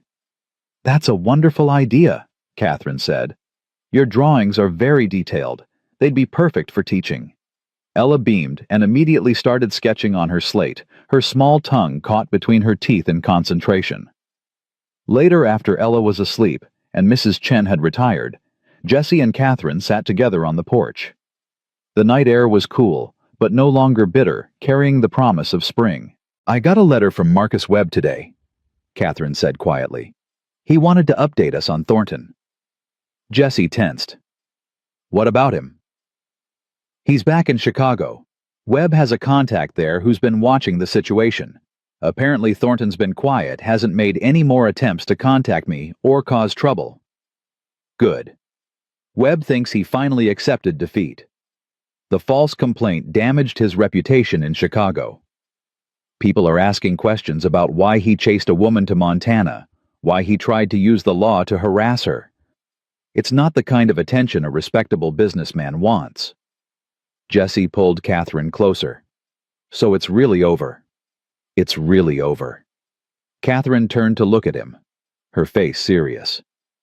Jessie, I need to tell you something. About us, about this marriage. His heart skipped. All right. When I came here, I thought I just needed safety. A place Thornton couldn't reach, a new start where no one knew me. But what I found, her voice caught. You gave me so much more than safety. You gave me purpose, respect, love. You let me be exactly who I am, all the messy, unconventional parts, and you never once asked me to be smaller or quieter or more acceptable. Catherine, let me finish. I need to say this. She took his hand, her fingers threading through his. I love you, not because you saved me from Thornton, not because you gave me a home, but because you see me, the real me, and you think she's worth loving. Jessie brought her hand to his lips, kissing her knuckles gently. That's because she is. You're the strongest, bravest, most capable woman I've ever known. Loving you is the easiest thing I've ever done. They kissed under the emerging stars, and this time, there was no hesitation, no holding back. This was a marriage built on choice, on mutual respect, on love, earned through shared struggle and triumph. When they finally pulled apart, Catherine was smiling. I should warn you, Captain Reynolds isn't the only one who's been asking about my services. Clara Whitman told half the territory about what I did for her animals. I've had 3 ranchers contact me this week alone, asking if I'd consult on their herds. You're building a practice. I am. Is that all right? I know it means I'll be traveling sometimes, working long hours. Jessie laughed. Catherine, I married a veterinarian. I'd be a fool to expect you not to practice. Besides, we're partners. We'll figure out how to make it work. Partners, Catherine repeated, savoring the word. I like that. The next few weeks brought a flurry of activity. Catherine divided her time between the ranch developing the cavalry training program and consulting visits to neighboring ranches. Jessie watched her confidence grow with each successful treatment, each grateful rancher, each horse that recovered under her care. Ella accompanied her mother on local calls, learning by observation and careful questioning. The child had a gift for gentling nervous animals, for reading their body language and anticipating their needs. Catherine nurtured that gift, teaching Ella everything from her grandfather's journal and her own experience. One afternoon, they returned from treating a sick mare at the Peterson Ranch to find Clara Whitman waiting on their porch with several other women from town. "Catherine, dear, we need to talk to you about something," Clara said, her face serious. Catherine exchanged glances with Jessie, worry flickering in her eyes. "Of course. What's wrong?" "Nothing's wrong. Quite the opposite." Clara gestured to the other women. "We've been talking, all of us, about what you've done for this community. The animals you've saved, the knowledge you've shared. And we realized something. Silver Creek doesn't have a veterinarian, never has. People have to ride all the way to Bozeman when their animals get sick, and by then it's often too late." "I know. It's a common problem in frontier towns. We want to change that. We want you to open a proper veterinary practice here in Silver Creek." Clara pulled out a folded paper. "We've pooled our resources, talked to our husbands, gotten commitments from most of the ranchers in the valley. We have enough money to build you a clinic, stock it with supplies, whatever you need." Catherine stared at the paper, then at the women, her mouth opening and closing without sound. "You're saying you want me to be the town veterinarian?" "We're saying you already are, dear. We just want to make it official. Give you a proper place to work, compensation for your time, recognition for your skills." Clara's voice softened. "You saved my Bessie when I thought she was lost. You've saved dozens of animals since then. You belong here, Catherine. Let us give you the tools to do what you do best." Jessie watched his wife's face transform, watched years of rejection and dismissal, and being told she wasn't good enough, fall away in the light of this acceptance. She was crying, but she was also smiling, radiant with joy. "I don't know what to say," Catherine whispered. "Say yes," one of the other women urged. "Say you'll let us do this for you, for the community." Catherine looked at Jessie, seeking his opinion. He nodded, his own throat too tight to speak. "Yes," Catherine said. "Yes, thank you. I'd be honored." The women erupted in excited chatter, discussing locations for the clinic, what equipment would be needed, how to organize the funding. Jessie pulled Catherine aside while they planned. "This is what you always wanted, isn't it?" he said quietly. "Recognition for your skills, the ability to practice openly." "I wanted it. I just never believed I'd get it." Catherine wiped her eyes. "In Chicago, I had to hide what I knew, practice in secret, pretend to be less capable than I was. Here people celebrate my knowledge. They want me to use it. It's everything I never dared to hope for. You deserve it. Every bit of it." Construction on the clinic began 2 weeks later. It was a community effort, with ranchers donating lumber and labor, townspeople contributing supplies and furniture. The building went up quickly, a sturdy structure on the edge of town, with separate areas for examining animals, storing medicines, and keeping detailed records. Catherine threw herself into organizing the space, ordering supplies from Bozeman, and even from contacts her father had maintained in Chicago. She created a lending library of veterinary texts that anyone could borrow, started a monthly meeting where ranchers could discuss animal health issues and share knowledge, and began training 2 young men from town in basic veterinary care. Jessie watched his wife bloom, becoming more confident and assured with each passing day. The woman who'd arrived, scared and running, was gone, replaced by someone strong and certain of her place in the world. But success brought new challenges. A rancher named Garrett, from 30 miles north, arrived one day with a sick bull, demanding that Catherine treat the animal immediately. When she explained that she had other appointments scheduled and couldn't see him until the following day, Garrett's face turned ugly. "I rode 30 miles to get here. You'll see my bull now, or you're no kind of veterinarian." Catherine's voice stayed calm. "Mr. Garrett, I understand you've traveled far, but I have commitments to other ranchers who scheduled their appointments in advance. I can see your bull first thing tomorrow morning, or if it's truly an emergency, I can examine him after my current patients. But I won't push aside people who respected my schedule. This is what happens when you let women play at men's work. Garrett spat. Too emotional to handle the pressure, too weak to manage a real practice. Jesse, who'd been working nearby, stepped forward. Mr. Garrett, I suggest you adjust your tone when speaking to my wife. Or what? You'll defend her honor, Garrett sneered. Everyone knows she's only got this practice because the townfolk feel sorry for her. She's no real doctor. Catherine placed a hand on Jesse's arm before he could respond. Mr. Garrett, I'm going to give you two choices. You can apologize for your rudeness, and I'll examine your bull right now ahead of my other appointments, because despite your behavior, I care about animal welfare. Or you can continue being insulting and you can take your bull to Bozeman. Your choice. Garrett stared at her, clearly unused to being challenged. Finally, grudgingly, he muttered, Sorry for the harsh words. Bull's in bad shape. I'm worried. Then let's take a look. Catherine grabbed her medical bag and followed Garrett to his wagon. The bull was indeed sick, running a high fever with labored breathing. Catherine examined him thoroughly, then looked at Garrett with sympathy. It's pneumonia. Advanced stage. I can treat him, but I need to be honest with you. His chances aren't good. Maybe 30% survival. Garrett's bluster crumbled. He's my best breeder. Worth more than everything else I own combined. If he dies, I'll do everything I can, but you need to prepare yourself. Catherine was already mixing medications, her hands steady despite the gravity of the situation. I'll need to stay with him tonight, monitor his breathing, administer treatments every few hours. You do that? After how I spoke to you. This isn't about you, Mr. Garrett. It's about your bull. Catherine glanced at Jesse. I'll send word if anything changes.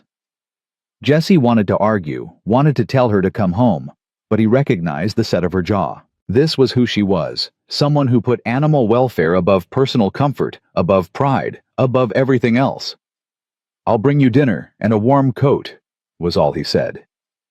Catherine worked through the night with Garrett's bull, and Jesse brought Ella to visit after dark. The child sat quietly beside her mother, watching the labored rise and fall of the bull's chest. Will he be all right, Mama Kate? Ella whispered. I don't know, sweetheart. Sometimes even when we do everything right, animals still die. All we can do is try our best and hope. Like with Grandpa, Papa said you tried your best, but sometimes people die anyway. Catherine's eyes filled with tears. Yes, like with Grandpa, and like with your first mama. We can't control everything, Ella. We can only control our effort, our care, our love. Ella leaned against Catherine's shoulder. I'm glad you're my second mama. First mama would be glad too. Jesse had to step outside, overcome by the simple wisdom of his daughter's words. Sarah would have been glad. She would have loved Catherine, would have respected her strength and her skill. And she would have been grateful that her daughter had someone who understood her, who nurtured her gifts, instead of trying to reshape her into something more conventional. The bull survived. Against the odds, with Catherine's tireless care and constant monitoring, he pulled through.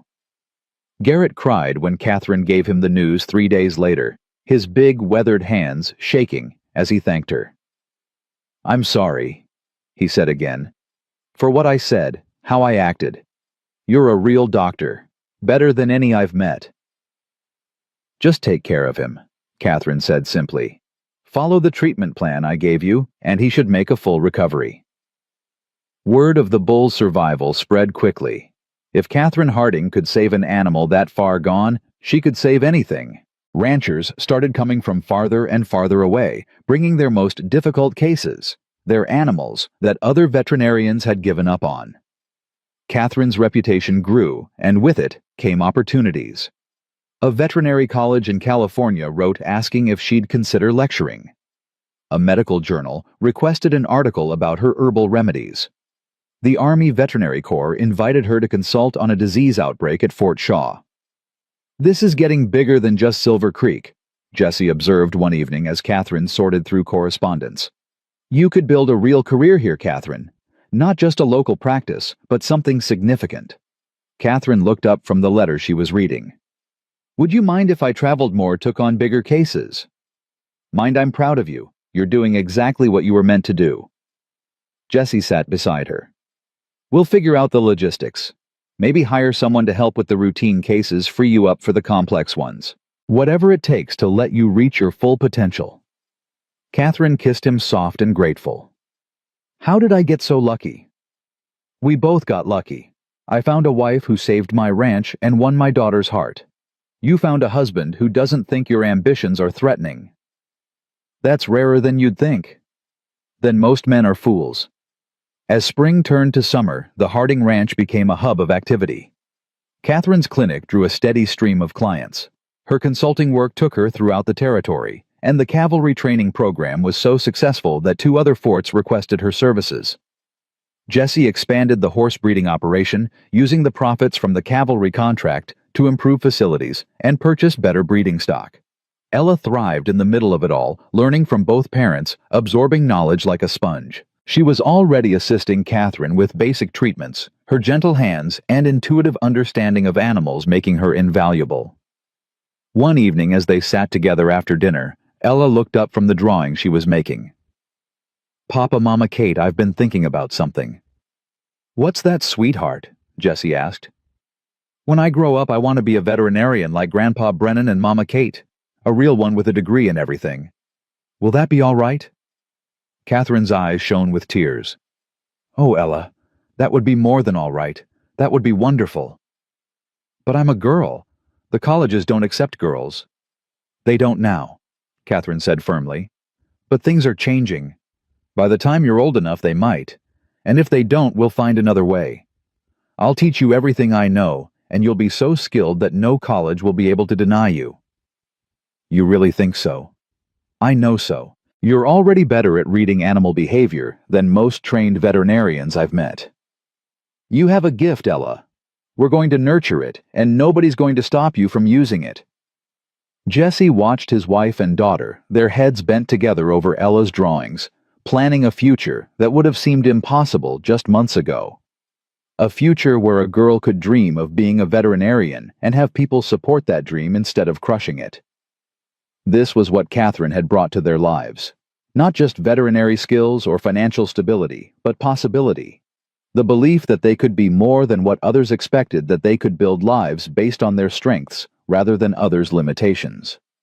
That night, lying beside Catherine in the darkness, Jessie said, I think we should tell Ella the full story someday.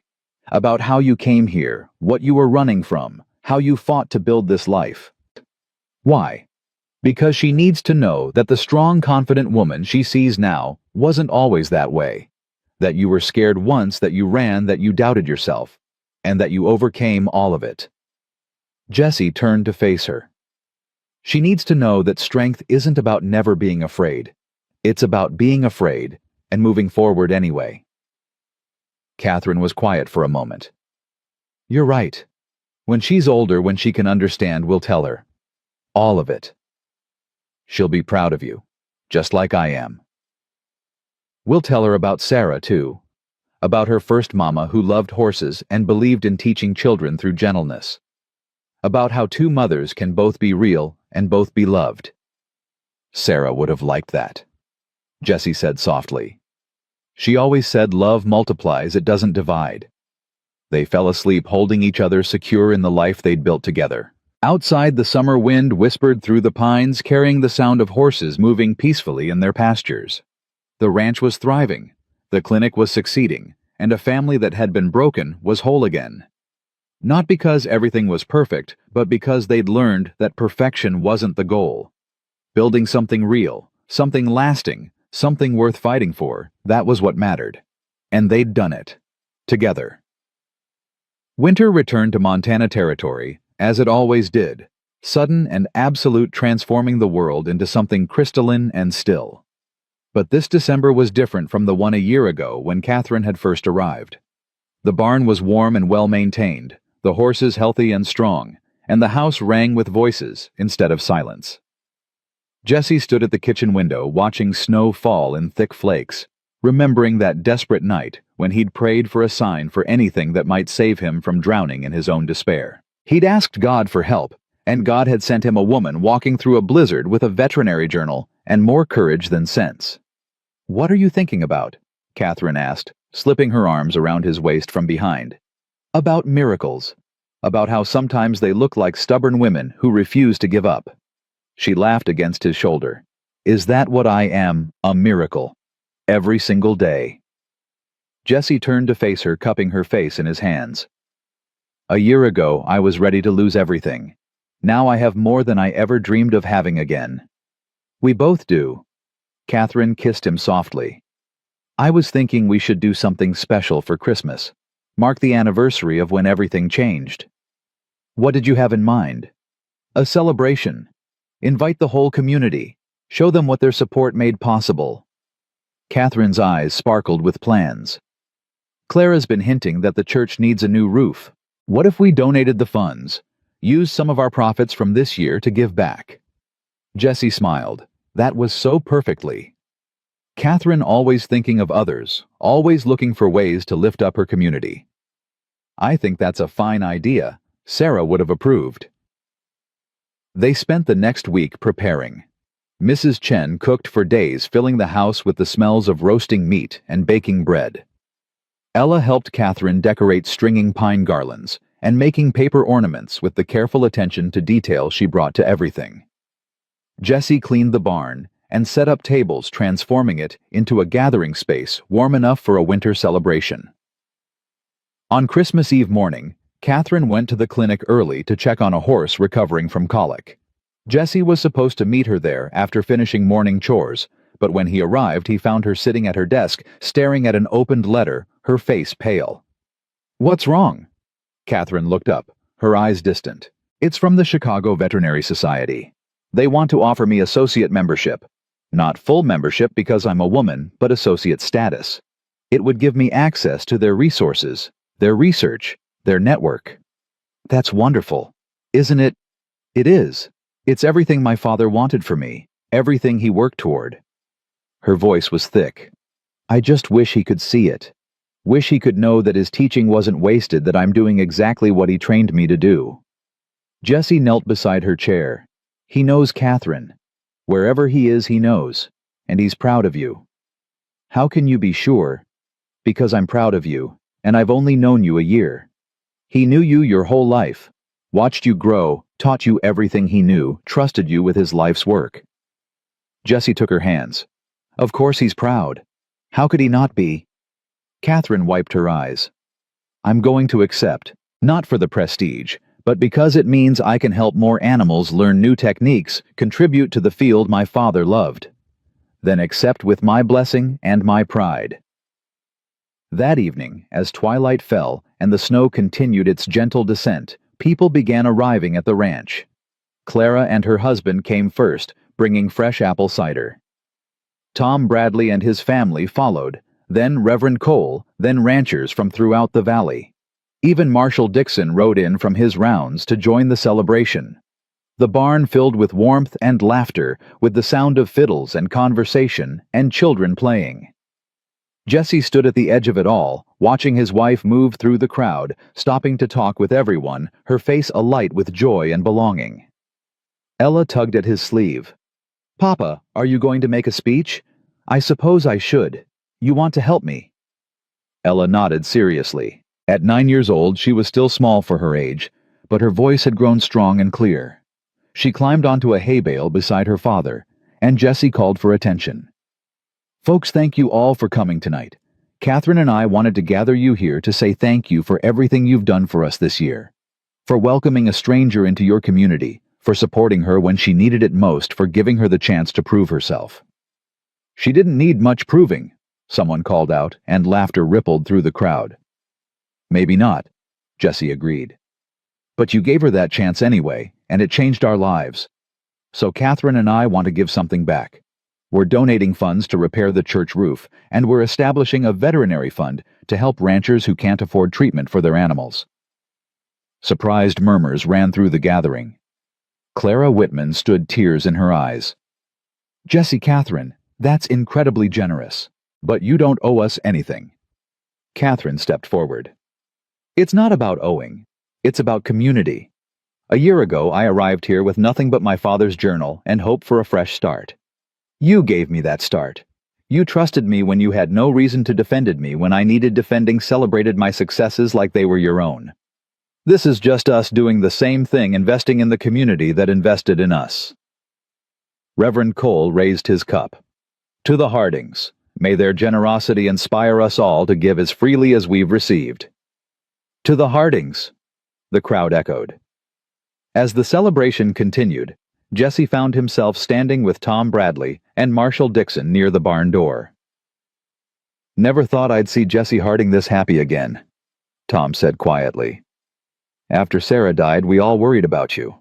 Thought maybe you'd given up on life." "I had," Jesse admitted. "Couldn't see a way forward, couldn't imagine wanting to try. Then Catherine showed up and reminded me that life doesn't ask permission to get better. It just does if you let it." Marshall Dixon chuckled. "That woman's something special.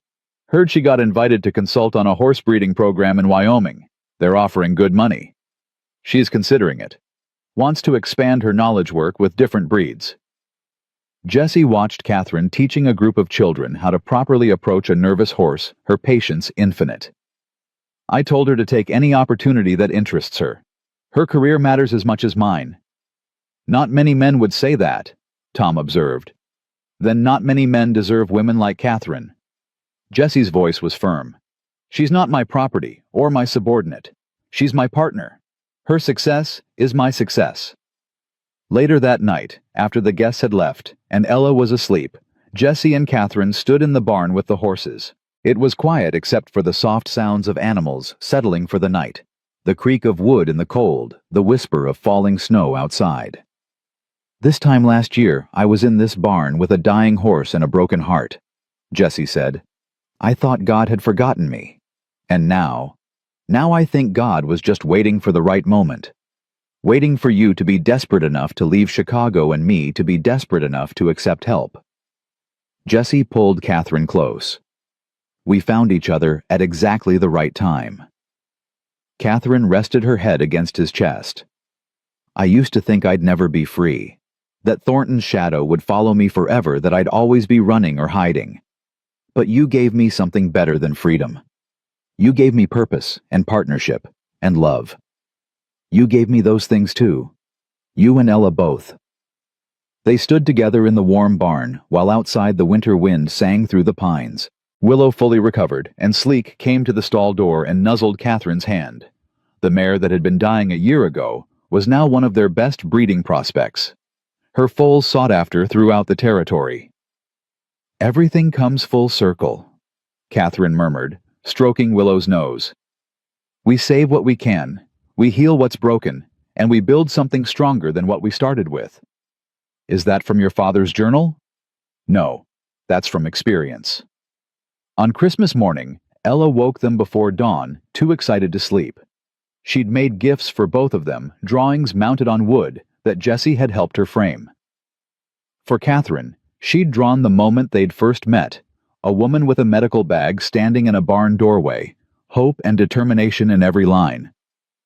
For Jesse, she'd drawn their family as it was now 3 people and a dozen horses all together under a wide Montana sky. "These are beautiful, sweetheart," Catherine said, her voice thick with emotion. "I wanted to remember," Ella said simply, "so we never forget how we started." They spent Christmas Day quietly, just the 4 of them, including Mrs. Chen. They cooked together, played games, read aloud from Catherine's father's journal. It was simple and perfect, everything a family celebration should be. That evening, as they sat by the fire, Ella looked up from the book she was reading. "Mama Kate, do you think Grandpa Brennan would be happy about me wanting to be a veterinarian?" Catherine set down her mending. "I think he'd be thrilled. He always said his greatest hope was that his knowledge wouldn't die with him, that it would continue through someone who cared as deeply about animals as he did. But he wanted it to be you. He wanted it to be anyone who would carry it forward with honor and skill. That's you, Ella. You have his gift, his compassion, his dedication. He'd be so proud." Ella was quiet for a moment. "I miss having a grandpa. I don't remember Mama Sarah's parents. They died before I was born." Catherine glanced at Jessie, then made a decision. Ella, come here. I want to show you something. She retrieved her father's journal and opened it to the first page. There, in faded ink, James Brennan had written an inscription. Read it aloud, Catherine said. Ella's voice was soft. To whoever carries this forward, you are my legacy. Use this knowledge well, heal what you can, and remember that the greatest gift we can give is to ease suffering wherever we find it. With love and hope, James Brennan. He wrote that the day before he died, Catherine said. He knew I'd carry on his work, but he also knew I might not be the last. He hoped there would be others after me, people who cared about healing, about animals, about doing good work in the world. Like me, Ella whispered. Exactly like you. So you see, you do have a connection to him. Through his words, his wisdom, his journal. He's your grandfather in spirit, even if you never met him in life. Ella traced the inscription with her finger, her face serious and thoughtful. Then she looked up at Catherine with tears in her eyes. Thank you for sharing him with me. And thank you for being my Mama Kate. I know you didn't come here planning to be anyone's mother, but I'm really glad you are. Catherine pulled Ella into her arms, holding her close. Being your mother is the greatest honor of my life, sweetheart. You and your papa both. You're my family in every way that matters. Jesse had to turn away, his own eyes burning. He'd been so afraid after Sarah died that Ella would never have a mother's love again, that she'd grow up missing something essential. But Catherine had filled that space not by trying to replace Sarah, but by being exactly who she was. Strong, wise, compassionate, and unflinchingly herself. As winter deepened, Catherine's reputation continued to grow. She was invited to speak at a veterinary conference in San Francisco, asked to contribute to a textbook on frontier animal medicine, offered a position teaching at a new agricultural college in Oregon. She considered each opportunity, carefully discussing them with Jesse, weighing the benefits against the cost of time away from home. In the end, she accepted the speaking engagement and the textbook contribution, but declined the teaching position. Why? Jesse asked. It's a prestigious offer. Because my life is here, my practice, my family, my community. I can contribute to the field without leaving Montana. Catherine smiled. Besides, I'm training the next generation right here. Ella and the two young men at the clinic, they're learning everything I know. That's legacy enough. Jesse understood. Success wasn't about prestige or recognition. It was about building something meaningful and sustainable, something that would outlast them both. One March afternoon, a year and 4 months after Catherine had first arrived, a letter came from Chicago. Catherine opened it at the kitchen table, Jesse watching her face carefully. It's from Thornton, she said quietly. Jesse tensed. What does he want? Nothing. He's not asking for anything. Catherine read the letter again, her expression unreadable. He's apologizing. Says he realizes now that he was wrong, that he tried to control me out of pride and loneliness, that he's sorry for the pain he caused. Do you believe him? I don't know. Maybe.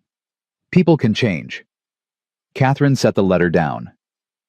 He says he's selling the pharmacy, moving to California to live near his sister.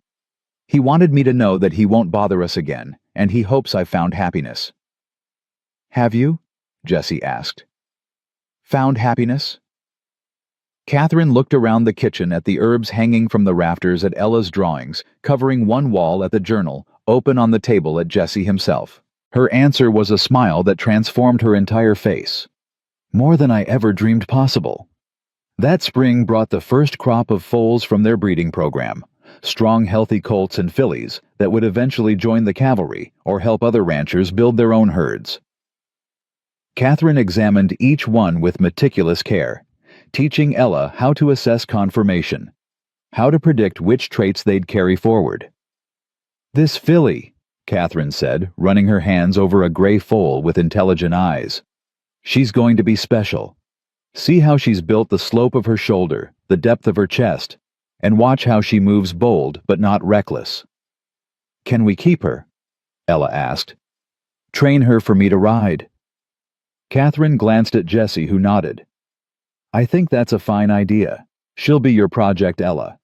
You'll help train her, care for her, learn from her. Ella named the filly Legacy, and the name seemed perfect. This was what they were building, not just a ranch or a veterinary practice, but a legacy of knowledge and compassion and partnership that would extend far beyond their own lives. As summer approached, Jesse and Catherine sat on the porch one evening, watching Ella work with Legacy in the paddock. The girl moved with confidence, her voice calm and steady, as she led the young horse through basic groundwork. "She's going to be extraordinary," Catherine said. "Better than me, maybe. She's learning younger, absorbing more. She has an excellent teacher. She has two excellent teachers.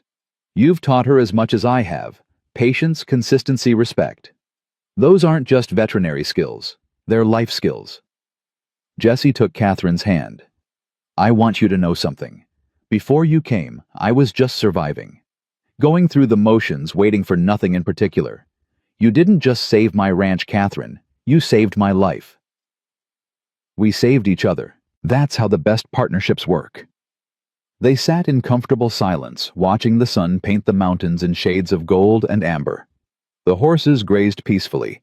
The barn stood strong and well-maintained, and somewhere in the house, Mrs. Chen was preparing dinner. This was what home felt like.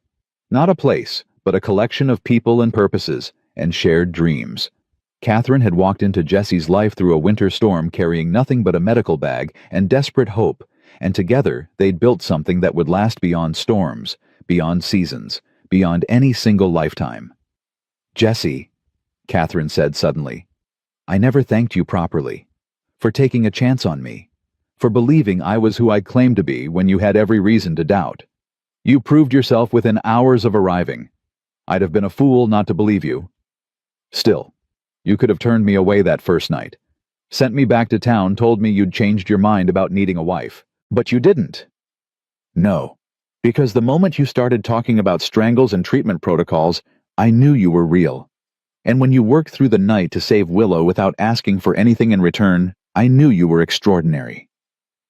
Jesse brought her hand to his lips. "I didn't save you, Catherine. You saved yourself. I just had the good sense to get out of your way and let you." As darkness fell and the first stars emerged, Ella came running up from the paddock, her face flushed with excitement. "Mama Kate, Papa, did you see Legacy walked right into the training halter without any fuss? She's learning so fast." "That's because she has a good teacher," Catherine said, pulling Ella into a hug. "You're doing wonderful work with her, sweetheart." Later, after Ella was asleep and the house was quiet, Jessie found Catherine in her study, reviewing case notes for tomorrow's appointments. She worked by lamplight, her face serious with concentration, occasionally making notes in the margins. "You should rest," Jessie said from the doorway. "Just finishing up. There's a difficult case tomorrow, infected hoof that's not responding to standard treatment. I want to review my father's notes on alternative approaches." Jessie came to stand behind her, reading over her shoulder. The journal was filled with James Brennan's careful observations, detailed drawings, notes from decades of practice. It was a treasure trove of knowledge, and Catherine had added to it over the past year, documenting her own cases and discoveries. "This will be Ella's someday," Catherine said softly. "And maybe her daughters after that, or her students. The knowledge keeps growing, keeps passing forward. That's the best kind of legacy. Not money or property, but wisdom earned through experience and shared freely." Catherine closed the journal and stood turning into Jessie's embrace. "I love you. I know I don't say it often enough, but I do. More than I have words for. I love you too, always will." They stood together in the small circle of lamplight, while outside the Montana night stretched vast and dark and full of stars. Somewhere in Chicago, Tobias Thornton was packing his belongings and preparing to start over.